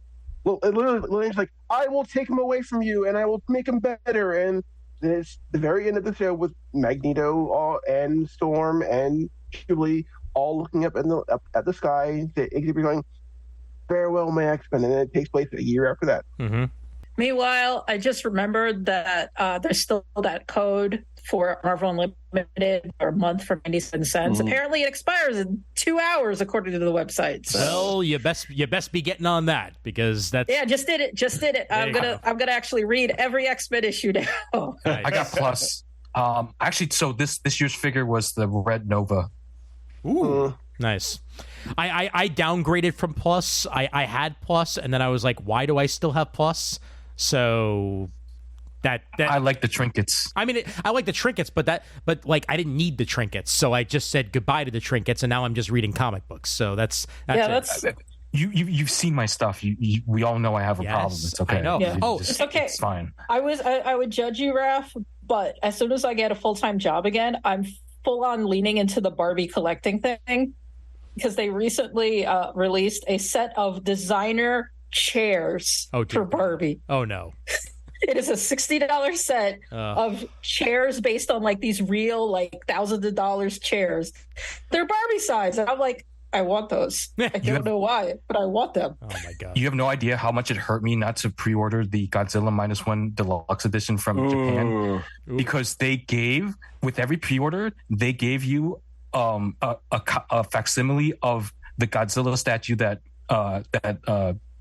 the director held at the Oscars. Yeah, they had several of those. Oh, a gold one. Okay. Yeah. No, they had several of them. They gave one of them to Steven Spielberg, which is kind of nice. But I'm like, I want one. Yeah, I want one too. Oh no! Yeah, so Jamal just sent this into Zoom. Look at my boy. It's like, tag a photo. It's like what you think you look like, what you actually look like. I mean, basically me with the hat on and then me without the hat on. It was an interesting scene when he says, "What do I look like?" to Morph of all people. Yeah. I'm like, dude, you are literally standing in a lake. You could just look down, but no. You asked the shit who's going to be mean about it too. Sinister had the guy you tormented. He was accurate. Yeah, and Sinister had the whole damn thing coming. So frankly, no, he was mean, Brent, because then he said, "Looks the same to me." Yeah. But the also the Xavier Shi'ar stuff, that's clearly going to come back around one way or the other. Yeah, I want it to come back. Because like Milky Way Ghetto. Oh god. And you don't introduce Deathbird just to throw her away like that. Like she's you don't throw Vulcan in the background. Yeah, exactly. Oh my god. Okay, wait a minute. Okay, I need to get on that shit right here. Okay, so are we gonna have an Adam X and Vulcan episode that actually makes that make sense? Sure. Why the hell not? No. If we get Adam X the Extreme, I'm gonna be so happy, and I'm gonna be the only one. I want him to play it straight. Like it kind of bugged me that Adam X became this big joke when originally they were setting him up to be their brother. Yeah. And they had this really sweet issue where he met Scott's grandparents, I think it was. Mm-hmm. I love that issue. It was so sweet. And then they're like, no, he's just a 90s joke. And I'm like, God damn it. Well, they also, Nicieza came back and did a whole arc of what was it, X-Men? What was that series called? Not X-Men. Was it X-Men Classified? I'm trying to remember. Like, was it X-Man? No, it was an X-Men series that filled in gaps in existing X-Men series. So I think it was Classified. Okay. I might be wrong on that. Well, either way, he officially established the Summers relation that he's basically he's Scott's half brother. Through the mom. Yeah, through the mom, and that was raped. Yeah, and that is now 100%. Sorry, it's still not great, guys. No, it's still not great. I know, but that's official. I haven't in X-Men canon. Real quick, I haven't Scott watched... to meet his half sister. That's a cat. I mean, it probably exists. You're what now? It probably exists. Isn't that her name? Wasn't she pregnant at some point? Yeah. She was. She's a skunk. Okay, she's a skunk. Oh, excuse me, Brandon. Excuse me. Real quick, we got Proteus in the original series, right? Did we get Legion too? No. Just on the subject of kids of current members. Well, that leads me to wonder, with time travel shenanigans and whatnot, whether or not perhaps season 3, not season 2, but season 3, may be bringing us the Age of Apocalypse formally on the show. That would be cool. I don't want that. I don't think. No. I really like that's going to be the back half of season 2. As someone who never read The Age of Apocalypse to completion, I just want to watch it in 6 episodes. So I don't have to read the whole damn thing. At the pace they're moving, though, with like one story arc per episode, Aren't they going to be done with whatever the Cyclops and Jean thing in like one episode or two? I think that'll probably take about 3. I think they're going to do split episodes similar to what. You have 3 groups to follow. Exactly. There ain't no way that like that Cyclops and Jean thing is going to be like several episodes. I think it will be. Quite frankly, it'll be 2. It'll be like half of one and half of the other. So I thought we were getting on though with the whole month thing in this last episode. Yeah, me too. Red herring. That's season, I know. That'll probably be season 3, I think. But Onslaught's like a classic '90s X-Men villain, though. I don't know. Is he an X-Men villain? I don't know if he is. He's a villain. He is an Avengers villain. No, he started off in X-Men. I mean, besides the fact that he is Professor Xavier's weird psychic projection with Magneto, but he's appeared in X-Men first, and then they had to do that whole like, oh, we have to seal him up in this tube, and the Avengers are the only ones who can go in because they're not mutants. And it was oh god. Well, okay, so I was worried we were going to get Onslaught at the end of this final episode, and I'm glad we didn't. But if they do decide to go Onslaught, they're going to have to make it work the way they made Bastion work. Because there's way too many moving parts. Yeah. Oh yes. That's why I said the 12. Stop it with the 12. God. Stop counting. Listen, it's an apocalypse story. You're already doing might as well. You know what? Maybe they could make the episode of the 12 like episode 4. Mm-hmm. No, it's a 2-part finale. And that would be the 12th episode? Oh, I see. No. But I don't want to be right. Remember that. I just know I'm right. But going back to that, like, you know, Spider-Man the Animated Series had its Secret Wars arc, for example, where you brought in a whole bunch of characters. Storm from X-Men was in it. You know, Fantastic Four had appearances, Iron Man, and all that jazz. Like, you will have to have more than just freaking cameos if you're going to be bringing in Onslaught. And I think that would muddy the waters way too much, because Onslaught is, because they made it that way, a universal threat. And you're going to need more than just the X-Men to deal with that. What are the major storylines they have left? Because they've done Days of the Future Past, they've done the Phoenix Saga, they've done now the Genosha thing. So what's next? Like, no more mutants, I guess. They've done Fatal Attractions. They've done. They haven't finished the Morrison arc. They just did the very beginning. That's true. Right. You could do Cassandra Nova in like a year or two. Yeah. Zorn. Tornado. No Zorn. No, they could. Oh, you know what they could do? I don't want them to do Joseph, because that would suck horribly. That would just be the worst. Astonishing. Apocalypse. Yeah, exactly. Age of Apocalypse is the big '90s one, and then Onslaught. Those are, and then the Apocalypse. The Phalanx Saga. They did the Phalanx. They did the Phalanx. They did Phalanx Covenant. Phalanx was in the last season that nobody watched. Okay. Yeah. But was it season 5? They didn't do the Brood, right? No, they haven't. True. Okay. No, that would be interesting. Mutant Massacre. I mean, yeah, there's bits of that you'd be able to pull off and make work. Extinction Agenda. Not that I would actually want to see that. Right. But they've already destroyed Genosha, so what's the point of doing Extinction Agenda? That was the Extinction Agenda, basically. I mean, what I would actually kind of like to see is Utopia. I think that would work well within the parameters that have been established in the animated series already. Like, Cyclops on the island, and Wolverine, and possibly even Jean at the school. Right. And create the divide there, and then there has to be some sort of meeting point due to a mutual threat sometime down the road. I think that would actually work really well. But I don't know. I think the only reason Cyclops went bad in like the comics is because like of the movies, and like everyone like was really having fun hating him. Yeah. Whereas now that like he's based again, would they still go for that idea where he's like just separate from the X-Men and this?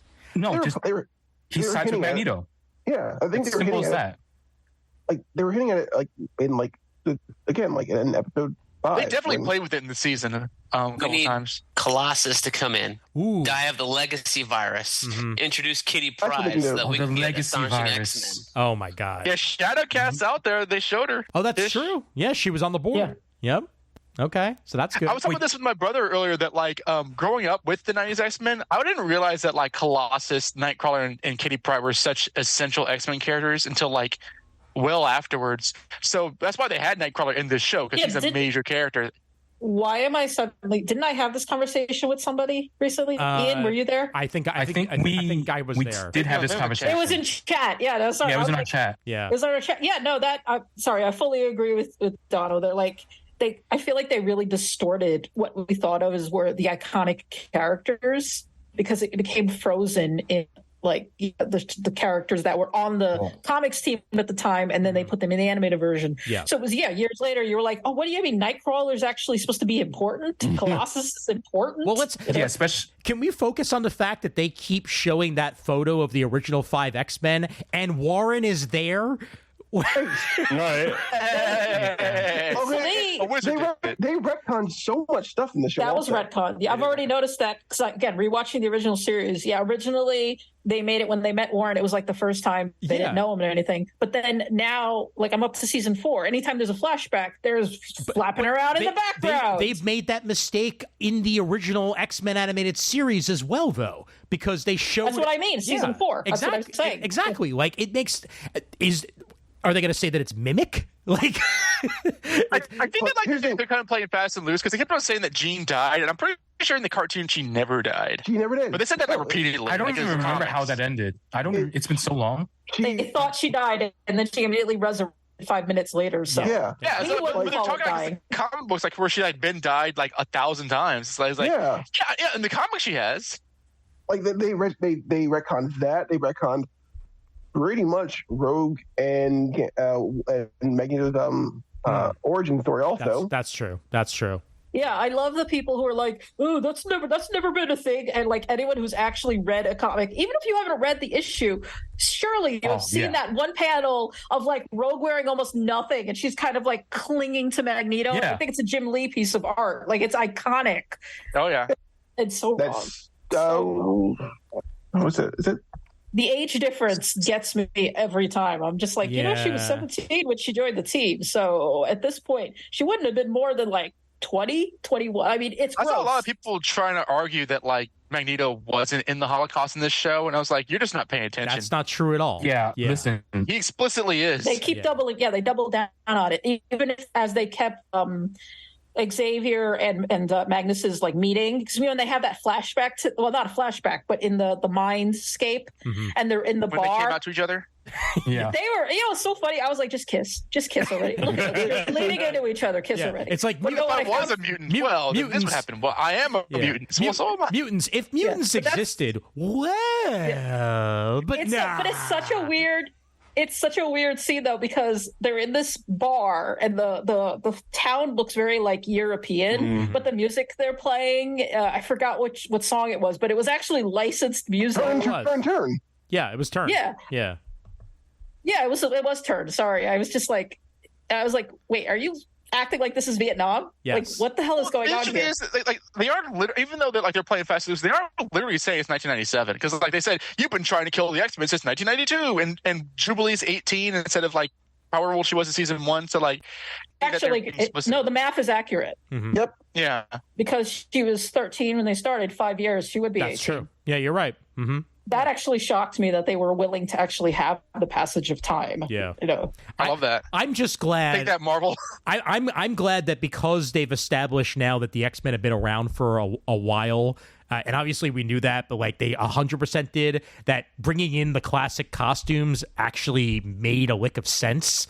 Not just to put them in their X-Men the arcade game gear, which is exactly what they did, and give Cable the Marvel vs. Capcom costume because that's exactly what they did.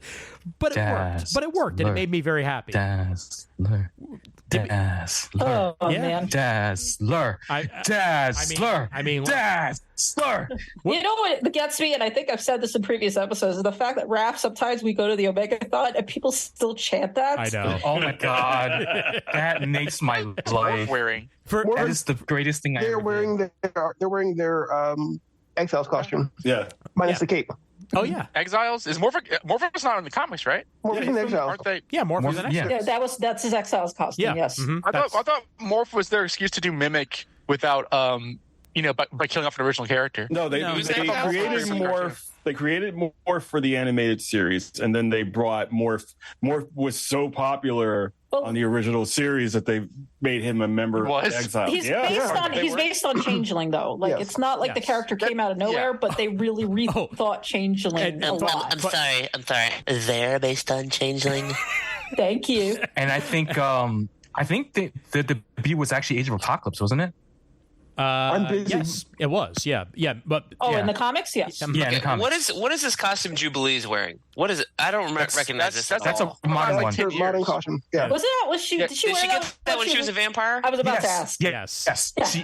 She already changed before the vampire. I know because I have the Build-A-Figure for it from the first X-Men wave that Hasbro did, which was 2013 or 14.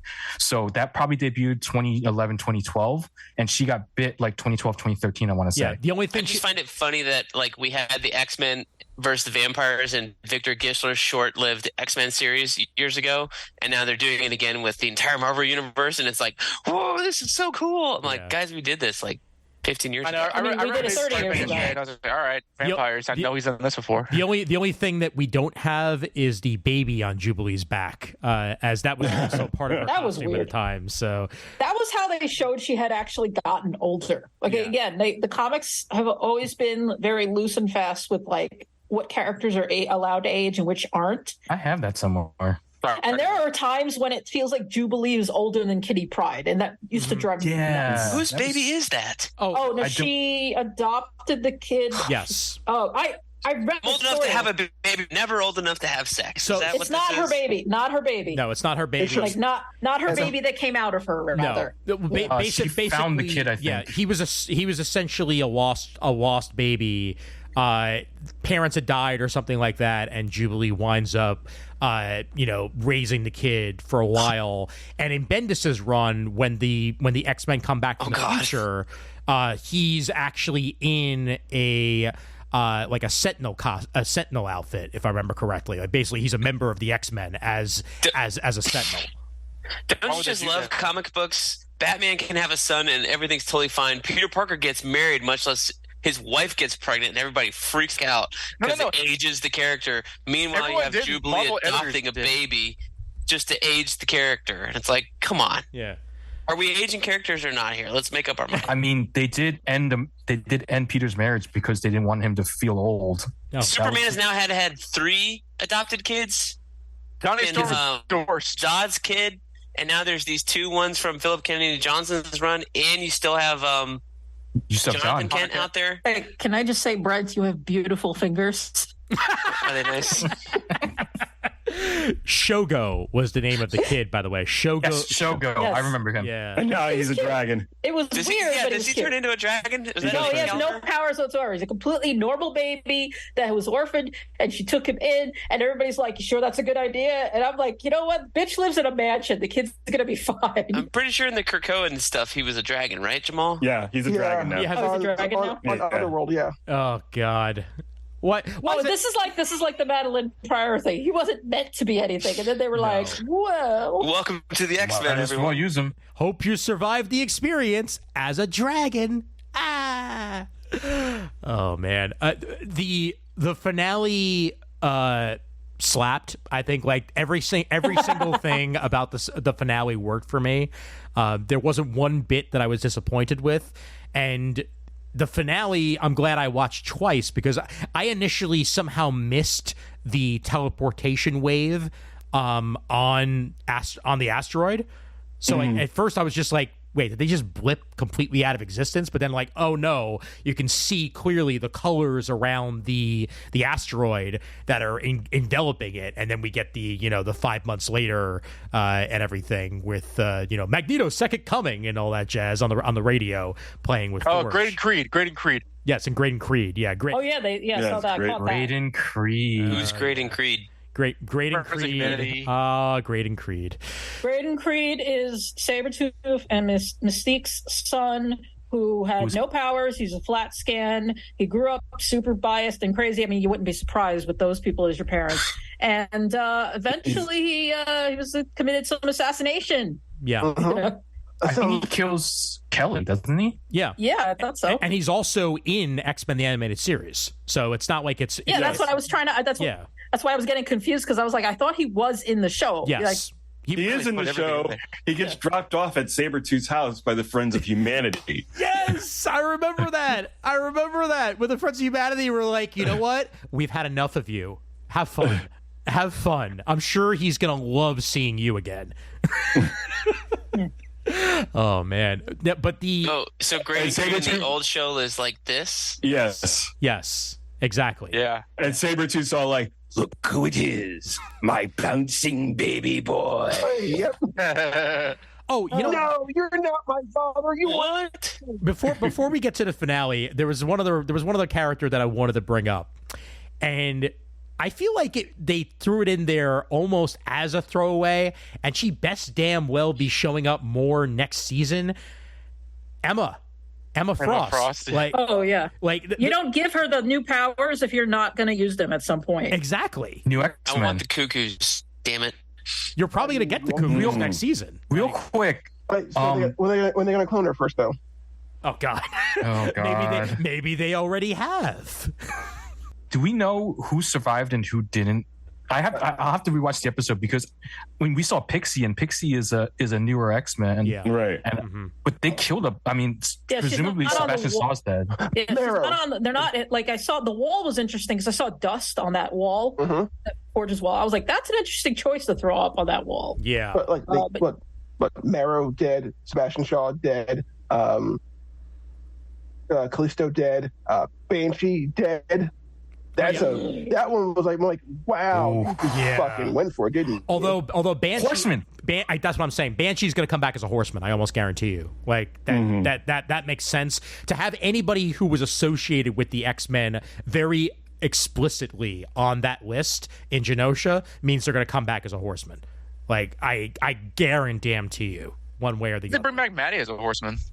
That'd be interesting. That would be interesting. So, Madeline, that character had a lot of potential. I was really surprised. Like, wait a minute, she did. I did not know for like 3 episodes until like they were talking about it. So Madeline, Gambit, Banshee, and Wolverine. Yeah, because Wolverine was his horseman during that particular storyline. That's true. Because he's struggling with the bone claws and he wants his powers back. He wants the adamantium back, and Apocalypse can do it. Because that's how the original story went. I'm pretty sure. You're getting in 30 years. Was Dazzler on the island? I forget. She was. She was. Yeah. That's why I went. That's why I gave my little Dazzler slow clap. Yeah. How does Wolverine get his adamantium back? Apocalypse does it. Yeah. Apocalypse. Yeah. It was. He becomes a horseman. Yeah. Okay. The 12. That's why I keep saying it. The 12. Apocalypse. The apocalypse. By the way, that was my biggest geek out moment of the entire thing, and I was geeking out every episode. Oh my God. Yeah. When first of all, him stabbing Magneto, I was like, oh, this is so cool. And then Magneto's like, all right, that's it, and just like blast. Because I was like, oh, are they gonna? That's one big thing from the 90s. Are they gonna do that? No, it's too violent. They couldn't do that. And then, like, they did it. Yeah. He's like, Magnus, Jesus, please don't do this. And Magneto's like, yeah, I'm gonna do it. You tried to kill me, bro.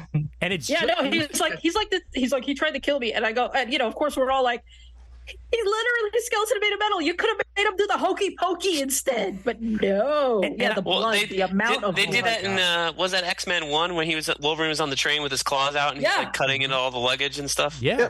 But also like the imagery here was a lot closer to the comics than I was ever expecting.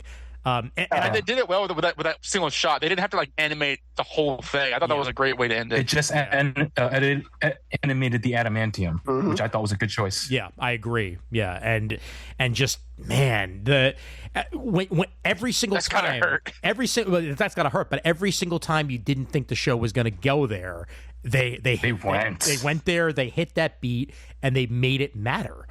And it just like it was just like peak X-Men. That felt like X. It wasn't Wolverine and friends. It wasn't like these singular two characters in a universe of 100. Mm-hmm. It just felt like the state. Like even when everything was going on crazy, like in Cyclops was like watching Wolverine tackle Magneto and Xavier pleading with him, all that kind of stuff. I was like, this is what this shit is all about. This is what this shit is like. This is what this is made of, and it's just firing all cylinders. I just really couldn't be happy with this show. Like I can't lie and say like it was like 110% perfect, but it was enough of perfect for me to like call it perfect. I don't need perfect. Yeah, I never need perfect. I don't want perfect. Mm-hmm. I like messy things. But there's also there's no such thing as perfect. That's just it. Like if you ever say that a piece is perfect, you're fooling yourself, because there's always going to be at least one thing that you could have changed or somebody else could have changed, or you would have been like, oh, well, I mean, that was good, but it could have been better. As long as it is great to you in the end, as long as it hits that 95% mark, then you're freaking golden. And this hit 97%. I said it. There. I said it. Somebody took Jamal's class last year, okay? Stop sucking up to the teacher, Ian. Sounds like day one. Here's the syllabus. First things first. Personally, I feel like this is no disrespect to the Spider-Verse movies. So I'm going to say that I haven't felt this way about an animated series since Justice League Unlimited.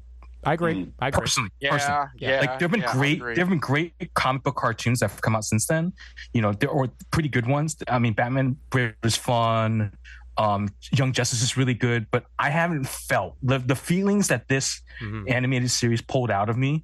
I haven't felt since Superman gave the paper speech to Darkseid and punched him like 3 miles into the air. Like I haven't felt this level of joy and giddiness since then. That's a long time. And the closest I'd say the closest we came to the X-Men before this, outside of childhood nostalgia, the original animated series, yada yada. But the actual like closest we came to comic book X-Men before this was probably Wolverine and the X-Men.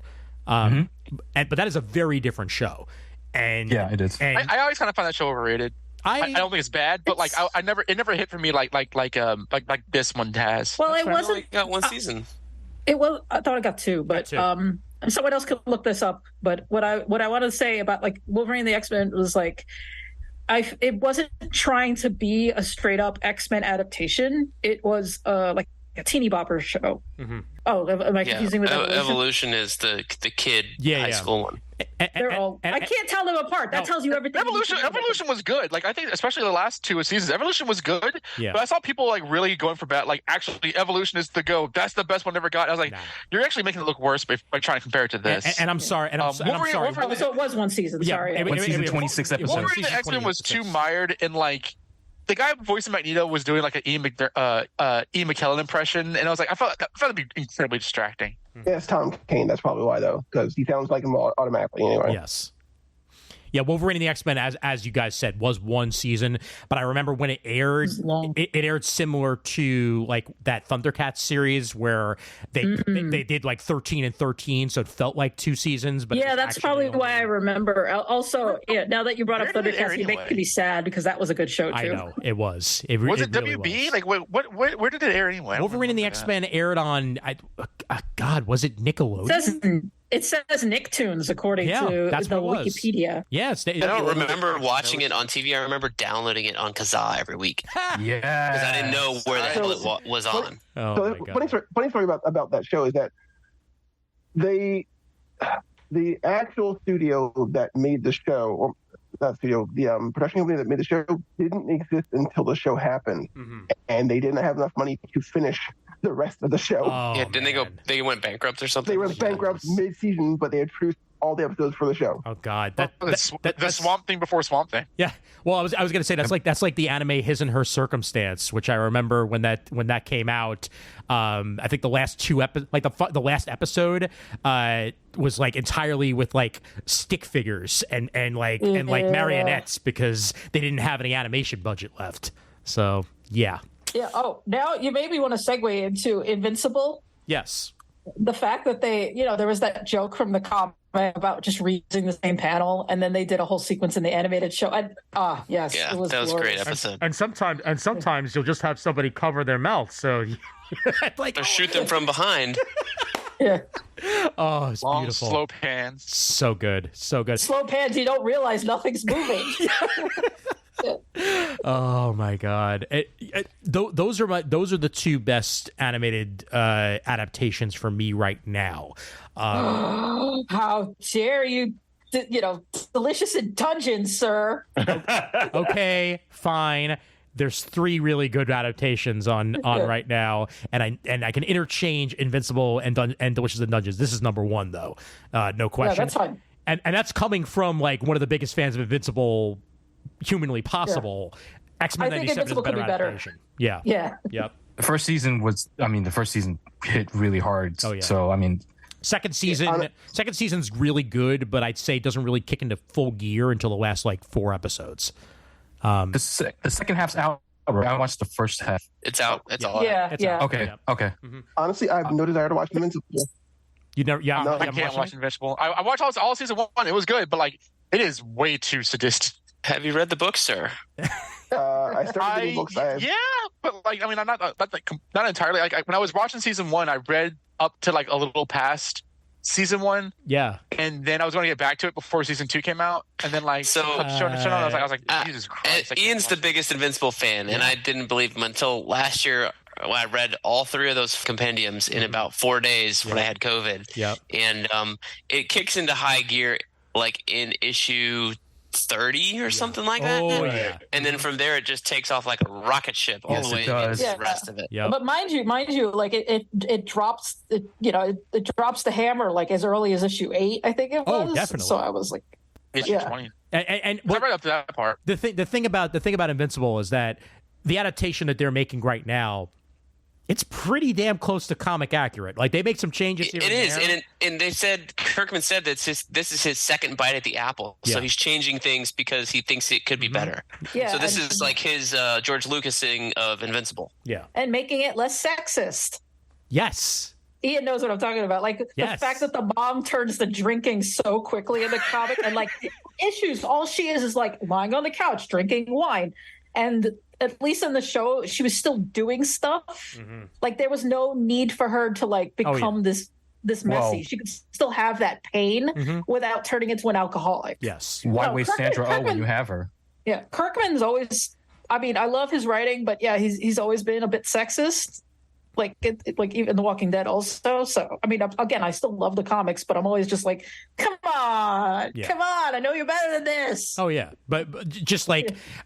Even looking at that, like a lot of people have compared the animation in X-Men 97 to Invincible because they are similar styles. I believe in the bottom of my soul that X-Men 97's animation is actually better than Invincible's in a lot of ways.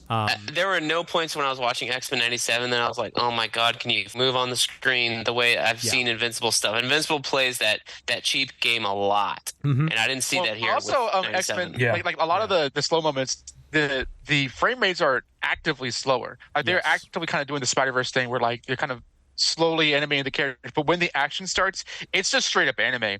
You can see like the Chase Conley like direction. Oh God! Well, no. I mean that they're not filling time the way that Invincible's like. We have to fill 45 minutes in an episode, and you feel in every episode, in my opinion, that they are sometimes just filling time as opposed to making an episode shorter. And 97's like, yeah, we're going to fill 30 minutes or 23 minutes, but we're going to move, like you said, blazing fast. But that's also because they're literally going through 7 different storylines. There's stylistic differences in storytelling for sure. Oh yeah, no one's a straight like adaptation. The other is more remix adaptation. Exactly. So They have that luxury.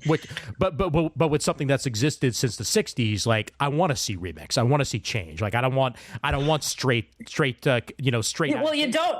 Not just because you want to bring on new people. Like, it's one, you want to be able to bring on new people. Yes. Who haven't seen stuff. And, like you say, yeah, even if you know all the history, seeing a different take on it can be fun. Oh, yeah. I mean, how many times have we seen the Waynes get shot in an alley? Okay, so question of all the adaptations of this series, other than E for Extinction, which I've read, which X-Men crossover do I need to go read from this series? The Adventures of Cyclops and Jean. Cyclops and Phoenix. Cyclops and Phoenix. Cyclops and Phoenix, sorry. Yeah.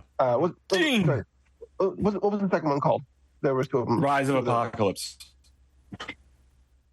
Oh, no, the second Cyclops and Phoenix series. The Further Adventures of Cyclops and Phoenix. It actually wasn't as good, I didn't feel. Yeah. So, like, not Inferno, not Fatal Attractions, Fatal Attractions you could read. I'd say read Inferno, honestly. Inferno's a lot of fun. It's stupid, but it's fun. It's incredibly stupid. Oh, yeah. Of the X-Men, of like essential X-Men storylines, and see, now I am going to get into it.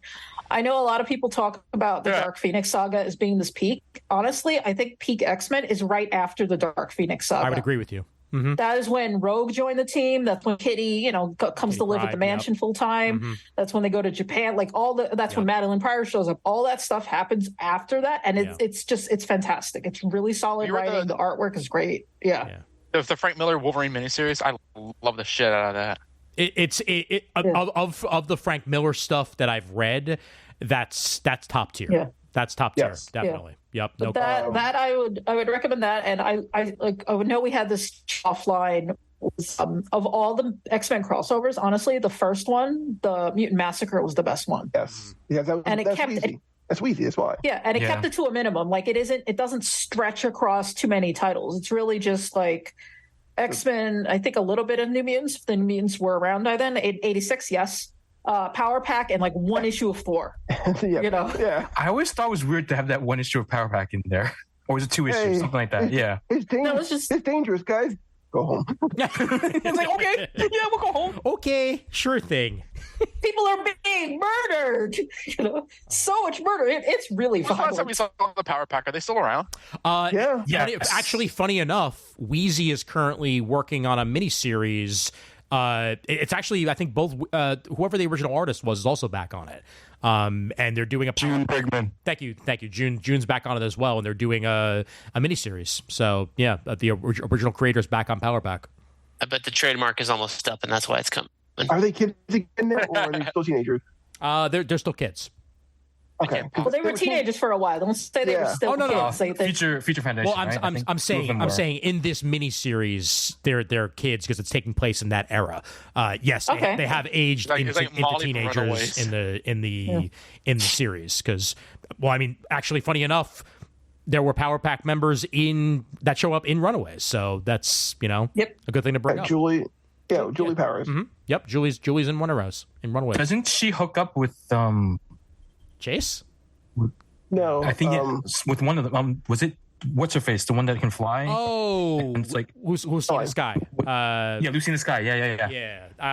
At one point, Carolina. Thank you. I'm sorry. At one point down the road, they are actually a thing.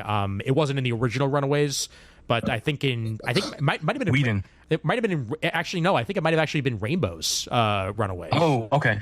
Yeah, because the powers in it. That makes sense. Okay. I haven't read it. I haven't read it since the series ended, so it's all out of my head. Yep. But yeah, I would say Brent, Generation X. Honestly, gonna get in some. I love Generation X. It's one of my soft spots for reading X-Men characters. You get a lot of Jubilee in that book. A lot of development of like Stink, and a little bit of Mondo for the 4 issues that he's in there.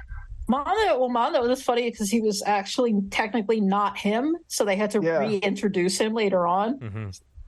And you know what? A lot of Banshee. I would. A lot of. Oh man, I would say Fatal Attractions too. Like read that because just for the act of for Colossus leaving the team. The funeral issue is good. Good. It's so good. Good shit. It's excellent. That is. And Wolverine losing his adamantium and everything. That's a key moment in X history. I think of all the 90s overstuffed crossovers, Fatal Attractions is probably the best of that bunch. So I would put that on the list. Why do people refer like Magneto ripping out his adamantium as like a stupid idea? I know that like it was a joke by one of the writers, but Peter David. Because technically, adamantium is a non-ferrous really metal. Campy, stupid idea, and I was like, I don't understand that. That seemed cool to me. I mean, I know as a '90s kid, but whatever. Kid me absolutely loved it, and sometimes throwaway things that are said in writers' rooms come back around. Like people think everything in the 90s is fucking bullshit. Yeah. Like, I think half of it's actually great. Yep. Yeah, no, I think it was, Warren Ellis who said like, people, writer's block isn't really a thing. It's just people censoring themselves. Mm-hmm. And I fully agree with that. You're like, oh, this is a stupid idea. I'm like, it's just say it. Don't bite your tongue and let the room decide. Yes. 100% the case. Let's make sure we touch on the Ascani stuff at the end there as well. Oh God. And both Jean and Scott being there. Obviously, that means we're getting Rachel. So it wasn't. We got Rachel already. Well, I mean, technically, yeah. Rachel Summers is a character I know is a thing, but I have because she's never been in the cartoons. I don't know anything about her. She's from Future Past. Yes. Yeah, she's Rule 63 Cable. Or Cable's Rule 63 Summers. Right. Rule 63 Nate, not Nathaniel though. Yes. Oh, that's true. She's from the same clan as Nate as Cable is, but not in the same reality. No, Rachel. Okay, do I have to do the Rachel? You nerds are killing me. Yeah. No, Rachel's. Rachel's thing is it's the Days of Future Past future. When they originally did the storyline, they sent back Kitty Pryde. I don't remember why they didn't send it the second time. Maybe because she fucked up the first time. I don't know. But the second time they sent back Rachel to do it, and she stuck around. And the thing is, she had this huge crisis because at that point, Jean Grey was dead. Mm-hmm. So she's like, how can I exist if my mom is dead? Yeah. And then, that's what it was actually really interesting because of course, he marries Madeline. Madeline has Nathan. And then Rachel's again having that, what is going on? Because clearly she's from an alternate future that, and her alternate future had an alternate past. Enough said, Yeah, no, I mean, it eventually resolves itself because Jean comes back. And Jean is not into this whole, what do you mean I have a kid? I've only been dead for a year. What the fuck? Yeah. What I find it's my duty to please that booty. What I find interesting about Rachel's reality too is that in her reality, Jean was the Phoenix. There was no replacement Jean. There was no Phoenix taking on the form of Jean. I mean, mind you, I also want to point out that Rachel was married to Franklin Richards. Yes. Yep. Because we didn't have enough powerful mutants. Yep. And then that's something that I think humanity should be worried about. Yeah. But just to tie this up, Rachel eventually of writers not knowing what to do with her. Eventually, she ended up getting blasted into the future and ended up in Cable's future, and she took on the role of Mother Ascani. Yeah. So that could or could not be Rachel. It doesn't have to be her. Yeah. But it would be stupid if they didn't do it. They're gonna do it. They're gonna do it. Yeah. At the same time, you guys have A-level X-Men reading because this is exactly the kind of stuff that I'd love to read, but it is deeply convoluted. Oh, I know. The thing is, when you read it, it's not as bad though. Honestly, if you read it, it makes fucking sense. Also, I know a lot of this shit from listening to Jay and Miles explain the X-Men. Because I was gonna say though, when I started dating Ian used to go to people say she knows more about X-Men than you do, and after a while, that really started to piss me off. I mean, it's true. Well, not anymore though. Now I'm just I haven't read it in 8 years. Please don't ask me anything. Go bother Jay and Miles instead. The thing is, real quick, we do see Rachel in Cable's future as young Rachel, not as Mother Ascani. So I don't know what that means. Yeah, because Mother Ascani. Up. Yeah, because she gets blasted in the future and she raises him after Slim and Red leave. Mm-hmm. Right. I just wanted to bring up. I wanted to bring up these X-Men milestones because I feel like this is the most recent trade paperback series where they highlight these events that got adapted. Dark Phoenix, done. Yes. Yep. Mutant Massacre? Yes. Did they do that in the original one? Was that the Morlocks? Morlocks. Yeah. They touched on it. They didn't do an exact adaptation of it, but they sort of touched it. It's really dark for a kids show. It is. Because like the reason it's so good, the reason I talk about it even now is like it was a slaughter. It was an actual slaughter.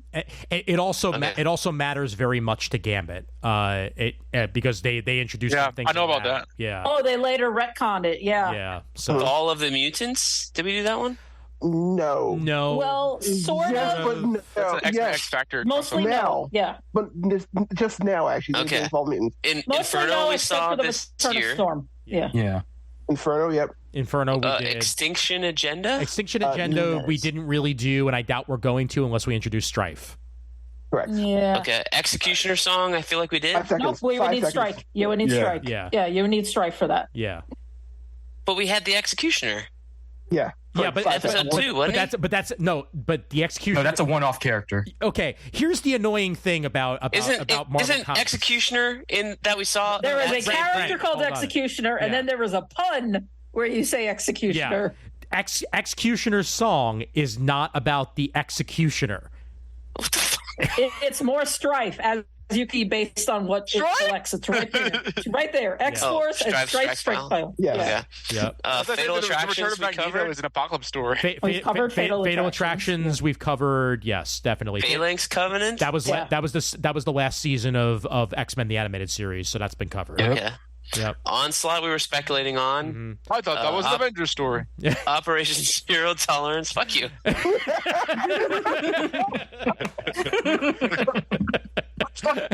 does that book me for? Yes, my comics. You just yell at. Operation Zero Tolerance. Shockingly, we've covered that. Messiah Complex. And then here's the new stuff. These are the ones I have read. Messiah Complex. Messiah War. Messiah War. Necrosha. Necrosha I have not read. Yeah. Second Bastion's Coming I've read. Bastion's in Messiah Complex and War. I'm pretty sure. Second Coming and then Age of X, which I never read. Age of X is actually. It didn't feel like it was necessary. No, but Is Age of X like the Marvel Now? Don't knock on Age of X though. Too. Age of X is actually really good. It's another alternate reality one. So that's what Age of X is all about. Go ahead, Chris. Yeah, no, I just want to interject. Like, so Brent is showing this. He's showing us his screen. We're looking at Amazon. He's scrolling through it. It has buy now with one click, and then it has the balls to say Comixology Unlimited. And I'm like, no, that is a dead name. Well, that service is dead. Well, so they're not actually on Comixology Unlimited. You just get a discount. With your Comixology Unlimited subscription. Seriously, it doesn't make any sense to me at all that Comixology Unlimited is even still a thing. It is. I'm still paying for it because I haven't read books on it yet. And they still have branded Comixology, although their interface is terrible. It's Kindle Unlimited. Yeah, it's just Kindle Unlimited. It's garbage. I mean, like once in a while, I get a free trial for Kindle Unlimited, and I read some comics, and then I forget about it.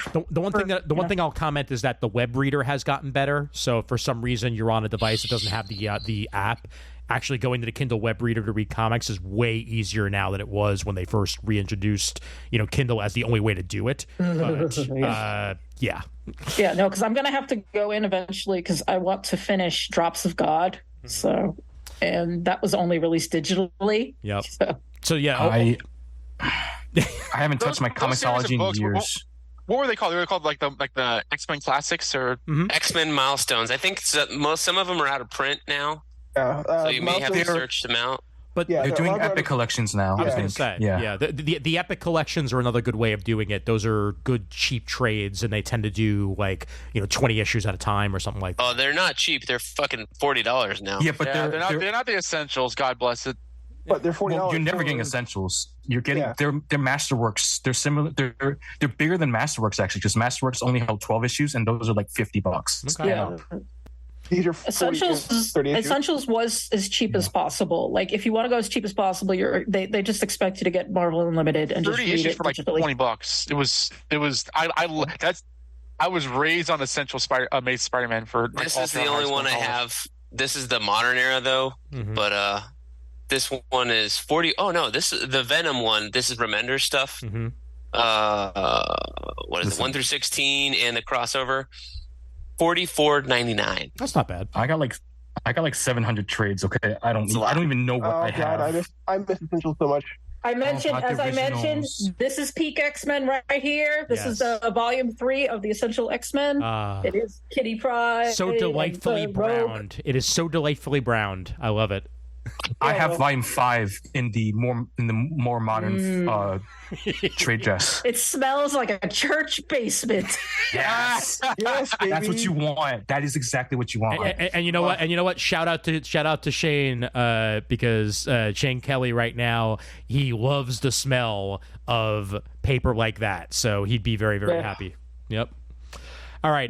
Still rubs off your hands. Any other final thoughts here before we finish up on X-Men 97? Anything that we haven't brought up that we need to bring up about said show? I have one question about the finale. Yes. King T'Chaka? What's up with that? Okay, I can answer that one because it was T'Chaka in the Fantastic Four episode, not T'Challa. Absolutely not. No, it wasn't. I thought it was T'Chaka in the Fantastic Four. I read something on Twitter that they were speculating that since Chadwick Boseman died, it's always T'Chaka now because T'Challa is dead everywhere. No, because well, okay, hold up. That's horseshit. It's a dumb idea. No. T'Chaka is the king of Wakanda. T'Challa is the Black Panther. That's what I'm saying. They're not the same role. We saw T'Challa. They did not make that clear. Yes, they did. Because we saw T'Challa in a completely different costume in the same episode. No, it wasn't. Yeah, but he wasn't. Hold on. You don't have to be king of Wakanda to be Black Panther. Okay. Because even in the movies, T'Chaka's still king. Wild speculation. Black Panther. Is season 3 going to be as good as season 1 and 2?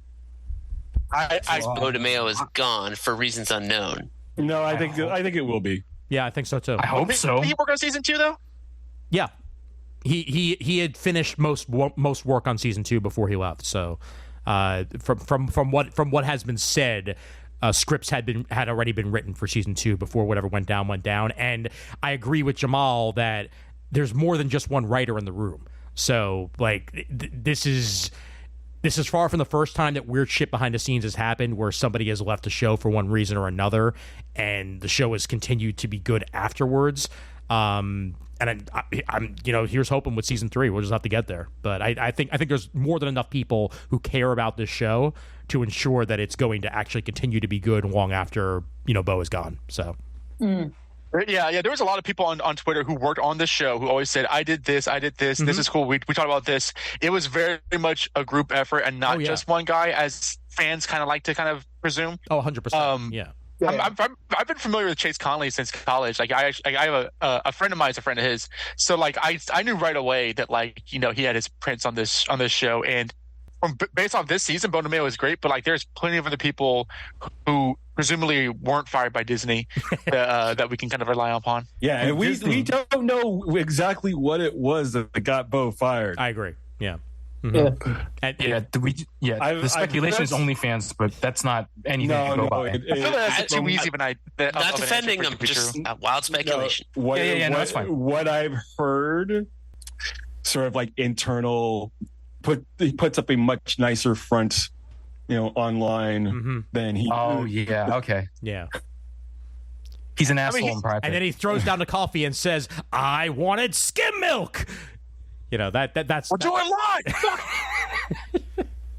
Yeah. I mean, he said that like the pitch for this show was the Genosha episode being based off of like the Repulse nightclub shooting, which I felt like a lot, because there's to me, when I say this is the most political Marvel thing, is that there's so much resonant, relevant, political strife that's going on right now that I felt really hit and made this show more than just a nostalgic throwback. But as a gay guy, I felt that he really powered that through. Oh yeah, but also that's the X-Men, like plain and simple. Mm-hmm. Right? Yeah, you do the X-Men right, because this just in, politics have always existed in comic books.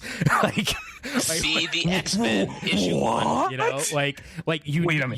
You need to hit those societal issues in one form or another. And that's why the X-Men will always resonate and why they're always relevant, is that something new is going to feel just as new as it did back, when the comic books were coming out back in the day. Plain and simple.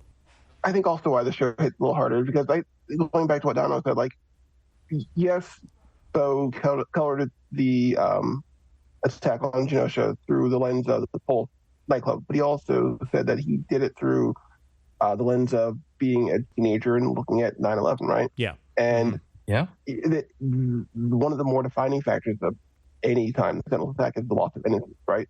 It's really that moment of clarity of sure, the X-Men is an allegory for for many things, but I ideally, when it first came out, it was about being a teenager, right? Yes. About being going through changes through your body and learning to accept who you become, right? Mm-hmm. And then, when the Sentinel attack, that's that loss of innocence that we all go through. That moment of clarity of our world is bigger, our world is different now, our world is changing in ways that we can't fathom all the way. Mm-hmm. And I think with that lens in mind of the show, this show does a lot of heavy lifting of this is a very serious topic. This is topics that need to be talked about still. Mm-hmm. And I think it just reinforces the relevance of books like the X-Men. Absolutely. It's easy to say things are woke when they're really not, right? And the fact that the show can go on and broach topics and show not just both sides, right, but show the justifiable fallout from those things, with escalation Magneto, or with this almost righteous anger that we get from Cyclops, right? Yeah. That scene of him being rightfully angry at Trish Tilby for asking, why do I have to justify myself to you when you only see me as a mutant? That hit me a little harder because I grew up in the suburbs and why do I have to justify myself to you just for existing because it makes you feel better? It hit real hard, yeah. And I'm like, that is what makes this show so good, because you have that moment, and then you'll have the more idealistic moments of Xavier saying, because coexistence is messy, and it is messy, right? Yeah. It is. I love the fact that they can show this myriad of thought processes that can give them their time to shine and say that not one is wrong. Plus, you mentioned Cyclops and Trish, but the scene with Beast and Trish, also that hit home. That hit home just as hard for me.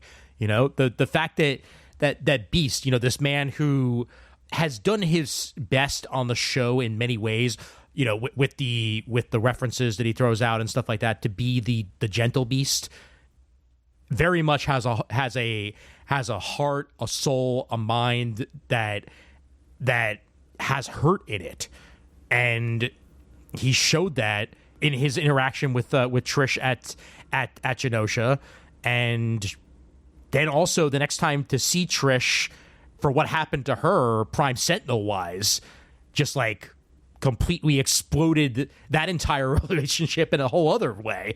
So yeah, there was a lot to say and a lot going on throughout this entire story and this entire show that is well worth watching multiple times. You can get the emotion throughout and maybe even hit some beats that you yourself may have missed the first time around. So yeah, good stuff.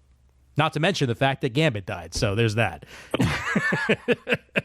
Remember it. My God. For now. Oh, my God. But yeah, yes, for now. We know he's coming back as the Horseman of Death. Like duh. But at the same time, though, just the way that they pulled that entire scene off. The fact that at first we were like, wait a minute, they just kill off Magneto and Gambit? And then you see Magneto. But you realize I never bought Magneto. I never bought Magneto. I didn't either. But I also thought that somehow they were going to find a way to bring Gambit back, and that did not happen. And it was needed for the show. It was needed for Rogue and her rage. But also, damn, the execution on that.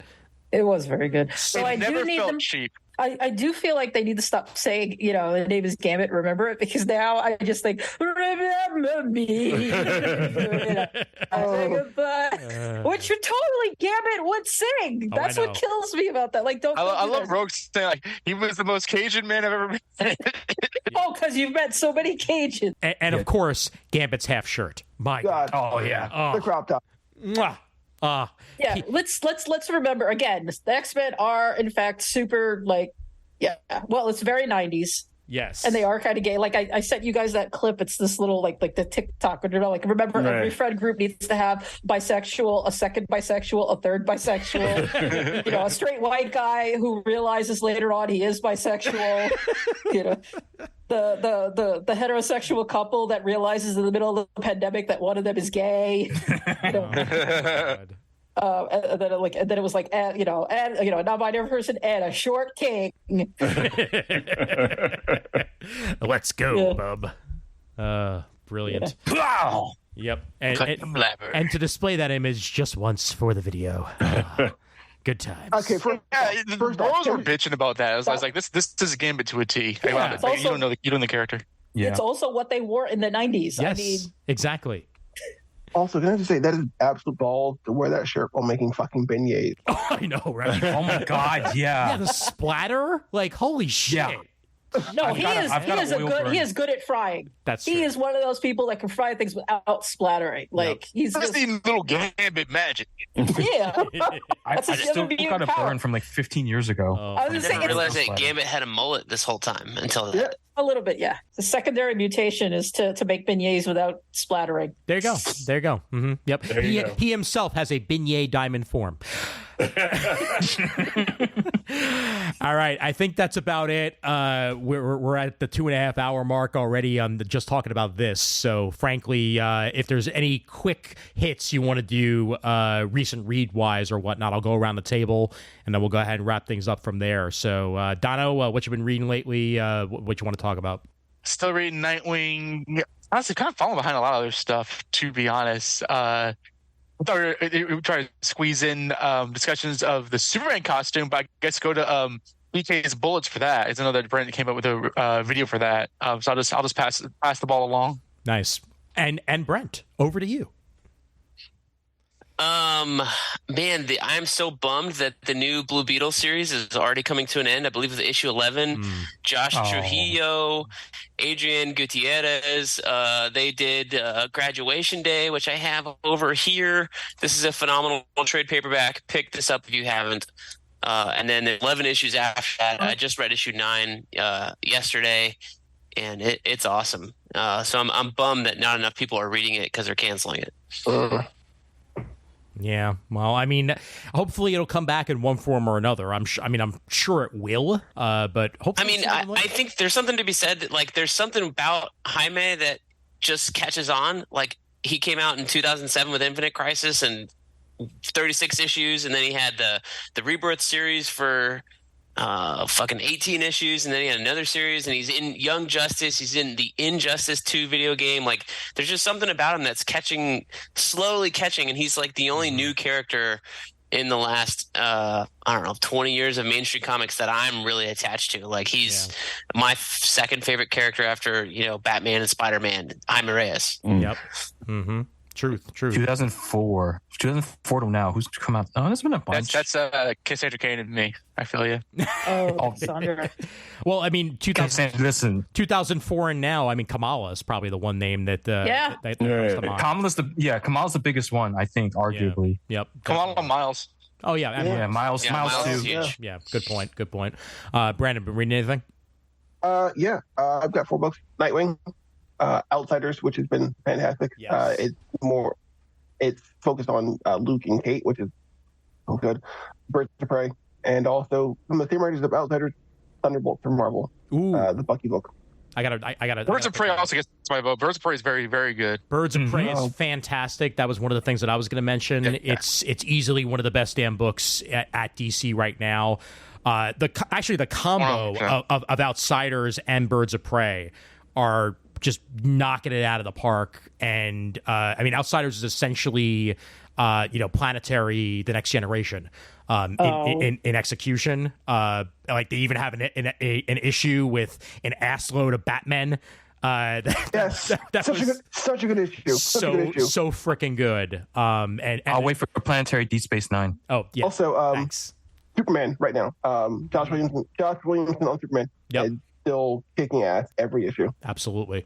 I was going to bring up Ultimate Spider-Man also. I mean, obviously, that's a book that many people have mentioned, but Jonathan Hickman, you know how to write a good Spider-Man. And it is chef's kiss. It is so freaking good so far. I hope they stick the landing on it. I think they will. But also Ultimate Black Panther is really damn good too. I haven't gotten the Ultimate X-Men yet, but it's on my list.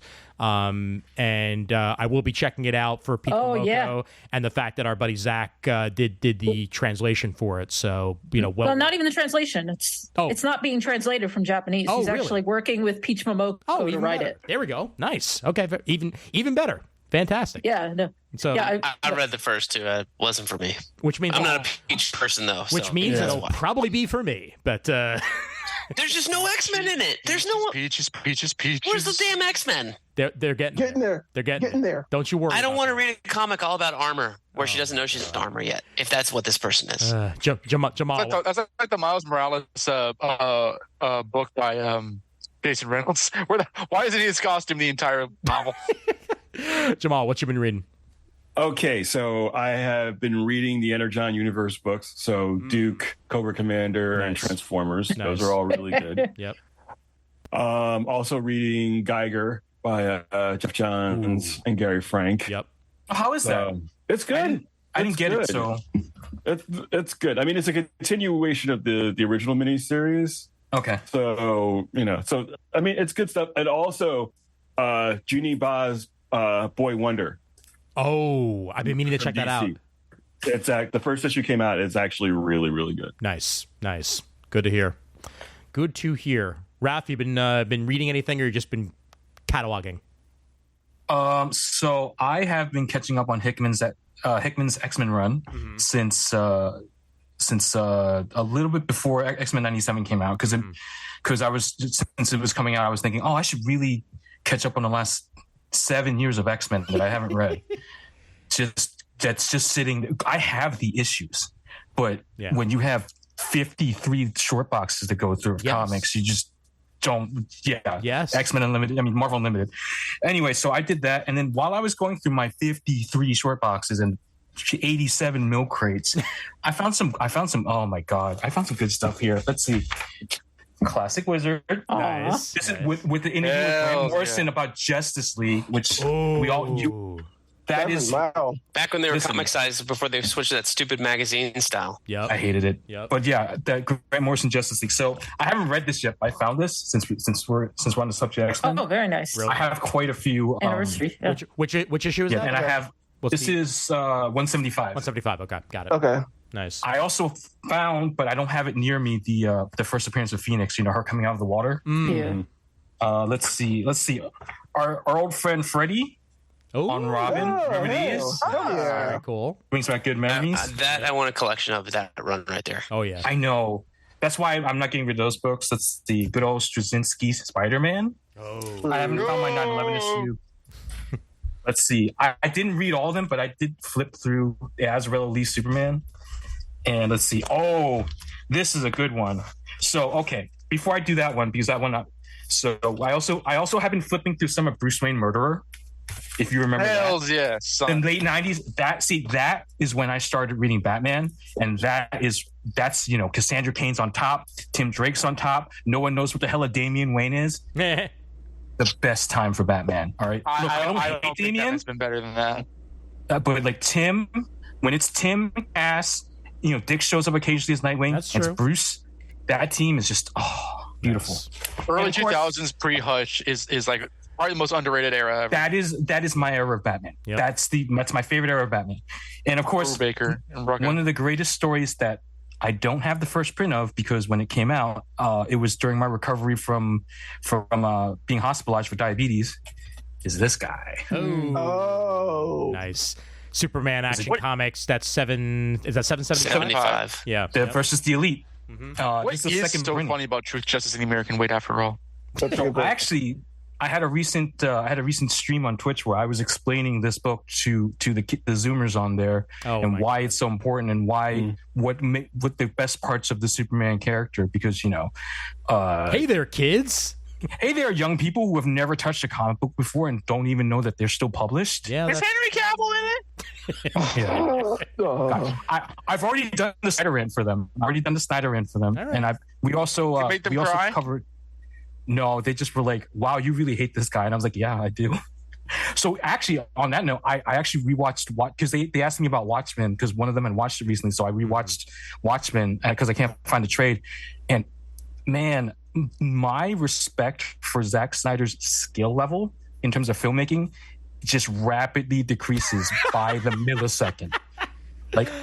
I just don't respect. I could probably shit a film out better than he could. Wow. Raph, we're trying to have new listeners like us. They might like Zack Snyder. Hey, look. Listen, they know what they're getting into. They've heard me on a podcast. Okay, those are my opinions and my opinions only. No one else has said they shared them. If you want to shit on me for it, you can find me. I'll give you my socials later. Okay, you can come shit on me. Fair enough. I don't respect Zack Snyder as a storyteller. Okay. He's a great visual guy sometimes when he doesn't overdo it, but he's a shitty storyteller. If there are 10 Zack Snyder haters, I am one of them. If there is one Zack Snyder hater, I am him. I'm dead. There are none, there I am dead. I'm dead, okay? Because if there's only one Zack Snyder hater, I am not outliving you, Brent. Okay, not in my condition. Let's be real, okay? All right, and on that note, Chris, what have you been reading? We should point out, I think Deadly Datsun and the Forever Machine is still in stores. Yes, and the second issue is coming out on the 22nd. Excellent. I have the first issue in my box here. Fantastic. I mean, I read them all a year ago. I don't know what took so long, but Thank you. That's on Dark Horse. Exactly. Yep. That's all on that. Chris, what you been reading? Well, I did bring up Delicious in Dungeon earlier. I did start a reread. I actually had to rebuy the first 2 volumes because I lent them to Ian like 5 years ago, and we have no idea what happened to them. I don't know. Oh no, I don't know. They apparently I ate them. I don't know what happened. Yeah, he's like, I gave them back to you, and I'm like, if you gave them back to me, they would be on the shelf next to volume 3. Whoopsie. They are not next on the shelf next to volume 3. Whoopsie doodle. Yeah, so I started rereading that. If you are not watching Delicious in Dungeon, you should watch Delicious in Dungeon. For those who have no idea what I'm talking about, it is a manga that has been recently adapted into an anime. It is basically like Dungeons and Dragons, Dungeon Dive. And this group decides that rather than having to leave the dungeon to replenish their supplies, they're just going to eat what they kill. And rather than just it's not gory at all, it's absolutely hilarious because it's like Food Network level stuff. Like you gently saute this over a low flame and we'll use the ink from this creature as a saw. Like it gets into the Food Network bullshit of it all. But the series has been running now for we're almost up to episode 20. Yeah, I thought it was going to be 10 episodes and then that's the end of the first season.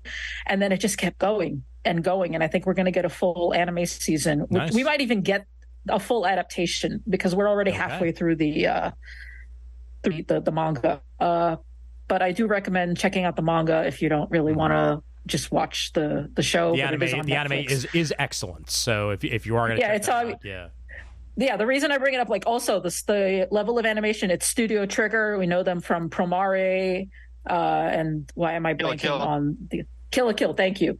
And you don't see it when you're watching. You're like, oh, this is really cute, and then the action scenes kick into place, and everything becomes distorted and weird, and it is glorious. Oh yeah. Aside from that, we did not bring up our beloved Akira Toriyama. I started rereading Dragon Ball, so I did a dedication special you can find on Questions We Don't Have Answers, although it was also under my old DVD podcast banner with my old co-host Jesse Garrett. It's not a plug, you gotta do what you gotta do. Yeah. Yeah, absolutely. Yeah. Yep. I think we could have not this entire group, but a few of us probably could have spoken about that for 3 hours. Oh my God. I would say that. Yeah. I was watching the State of the Union, and then I think it was Dono, you posted about it, and I was like, wait, what? And I Googled it, and then I just started crying. I don't normally cry when celebrities die, but I started bawling. I was so shocked. Akira Toriyama, not only Dragon Ball, but like tons of other stuff. Yeah, well, Chrono Trigger. Yep, Chrono Trigger, exactly. Yeah, Dragon Quest, like all the other stuff that he's worked on over the years. He's got a new game coming out like next week. He designed. Oh my god! Yeah, that was the Sand something. Sandland. And I think that trailer. That might be partly why I started crying, because the guy was really young, and I knew that there was stuff still coming out, and he was still actively working, and that I think hit me harder than anything else. Absolutely. I'm like, this was a dude who was expecting to live, And if you see like the final page of like the Dragon Ball Super chapter that he worked on before his passing, it actually is incredibly emotional because it's just a nice sublime image of the characters waving to the reader as they fly away. It's like, oh my god! Jeez. Oh, come on! They announced that on my birthday. Oh man! So, yeah, that sucked for me, man. He had been dead for a week before the situation officially announced. I didn't know that till like afterward. He was our Jack Kirby. Our generation, I think. Yes, absolutely. No question about it. No, there's no cultural touchstone that Japanese, American, anything else that you could turn to, except for maybe fucking SpongeBob SquarePants, that has been as culturally relevant as Dragon Ball in our lifetime. Dragon Ball has done it longer, so no question. I reread Dragon Ball soon after, and a friend of mine did as well for the first time. It was really cool seeing him on Twitter like react to Dragon Ball first, because he had no idea what was going on. Yeah. Yep. All right. I think that's about it, because we have gone long, but I knew we were going to, because it's been a while. Thank you very much. Let's go around the horn on plugs as usual, starting off with Mr. Jamal. And once again, you do have a comic on the shelves, but I have 2 comics on the shelves. Yeah. Actually. Hell yeah. So, and coincidentally, both The Wrong Earth, Dead Ringers #2, and Dudley Datsun #2, Dudley Datsun Forever Machine #2 come out on Wednesday, the 22nd. Nice. Dude, Comixology, I'm subscribed to Wrong Earth series, and they fuck it up every single time you have a new miniseries. Could it be because Comixology doesn't exist anymore? It used to work, damn it. No one's working there now. It went the way of Genosha. Yeah.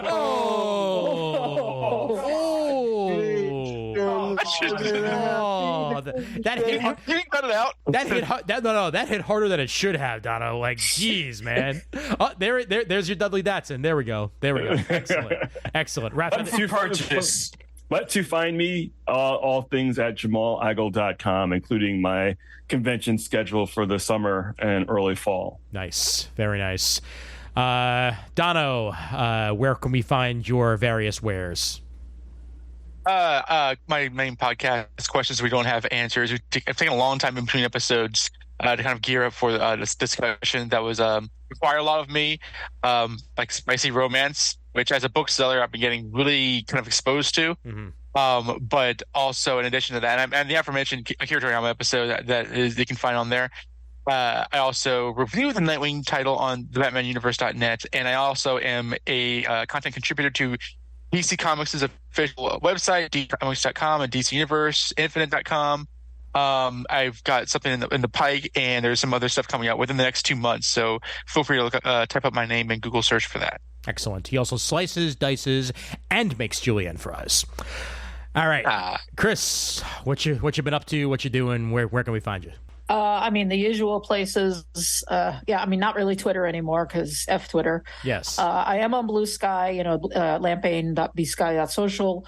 I finally got out of the training period for Make Use Of, so I should be writing some posts on Make Use Of in their gaming section, hopefully soon. Cool. And other than that, it's just all the usual things, putting up bullshit on Tumblr not Tumblr. Tumblr? Wow.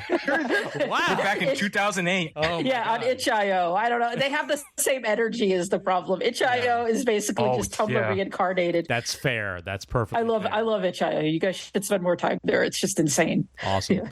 Yeah. Brandon. Yeah. Follow me everywhere at the Davidon, except for, I think, Blue Sky. What am I on Blue Sky? I have no clue. I'm at thedabadon.bluesky.social as well. Okay. You can catch me in person doing a panel at VigeekCon in OTPA next weekend. Okay. It's called it came from Planet Spider. Basically, it's a panel about how Marvel, how Toei's Spider-Man pains Tokusatsu. Interesting. All right. Cool. The emissary from hell, Spider-Man. Spider-Man. Say the name of the con one more time, Brandon. Thy Geekdom Con. Thy Geekdom. Okay. Thy Geekdom Con. I like that. Good stuff. Suhu. Oh boy. Boy. For the first time in a very long time, my handles on all my socials is Raph does stuff. RAPH does stuff. 2 S's. Okay. When at the end it does, and when at the beginning of stuff. And I actually do stuff. I don't actually just sit around here feeling terrified about a pandemic that'll kill me. That's good. I have a Twitch where I play daily word puzzles, and then I talk about whatever subject comes to mind. Usually it's kung fu or it's comic books, because that's my entire personality is kung fu and comic books. And sometimes I play games too. I'm playing this vampire zombie infection game where I'm building a base and trying to save Chinatown from collapse to the zombie vampire things. And oh yeah, I have a TikTok which I just started like 2 months ago, but I put 3 videos on because I'm at that old person point where like the amount of social media I can put myself on is hitting its limit. Yeah, that's like fair. I can only do so many before I'm just like, this is too new for me. So I'm on there. It's Raph does stuff, except a 0 instead of an O, because I'm a dumbass and forgot I had an account already, and I created a new one and uploaded videos to the new one instead of the old one, and now I don't want to put them on the old one because I already have the new one. So I'm just old now. Like, this is just what old people do, right? They just create extra accounts that they don't need, but they don't want to change back to the original because I'm just old. So yeah, we should get off your lawn, is what you're saying. Yes, get off my lawn right now and embrace the 12. Got it. God damn it. Yeah, Twitch, TikTok, Twitter, Instagram, Facebook. Mm-hmm. That's it. Awesome. Oh, Blue Sky too. I'm on Blue Sky, but I always forget to check. And Casina. You can just follow us on YouTube. Find me there. And Casina B. Instagram, Twitter. Who cares? I mean, that sweet picture of you and your wife. Yeah, that was a badass. That was a nice picture. That was a badass, like, great picture. Sopranos-esque picture that you took, man. Like you're. It looked like a Bond poster. Yeah. Yeah. And she's like, all I know for X holiday or celebration is pictures. Okay, easy. I will pose. We'll pose for no gifts. Nice. Fair exchange. All right. Well, and on that note, get the music going here. The email address for Comic Timing is comictiming@gmail.com. You can find us on Twitter at twitter.com/comictimingpod. And we're also Comic Timing Podcast on Instagram. So you can go ahead and check that out as well.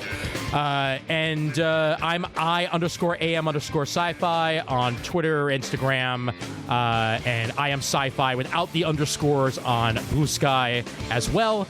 And of course, facebook.com/comic timing for our main Facebook feed. And yeah, there's hopefully going to be more episodes to come. We thank you all for listening and for coming back. And of course, there's always time for comics.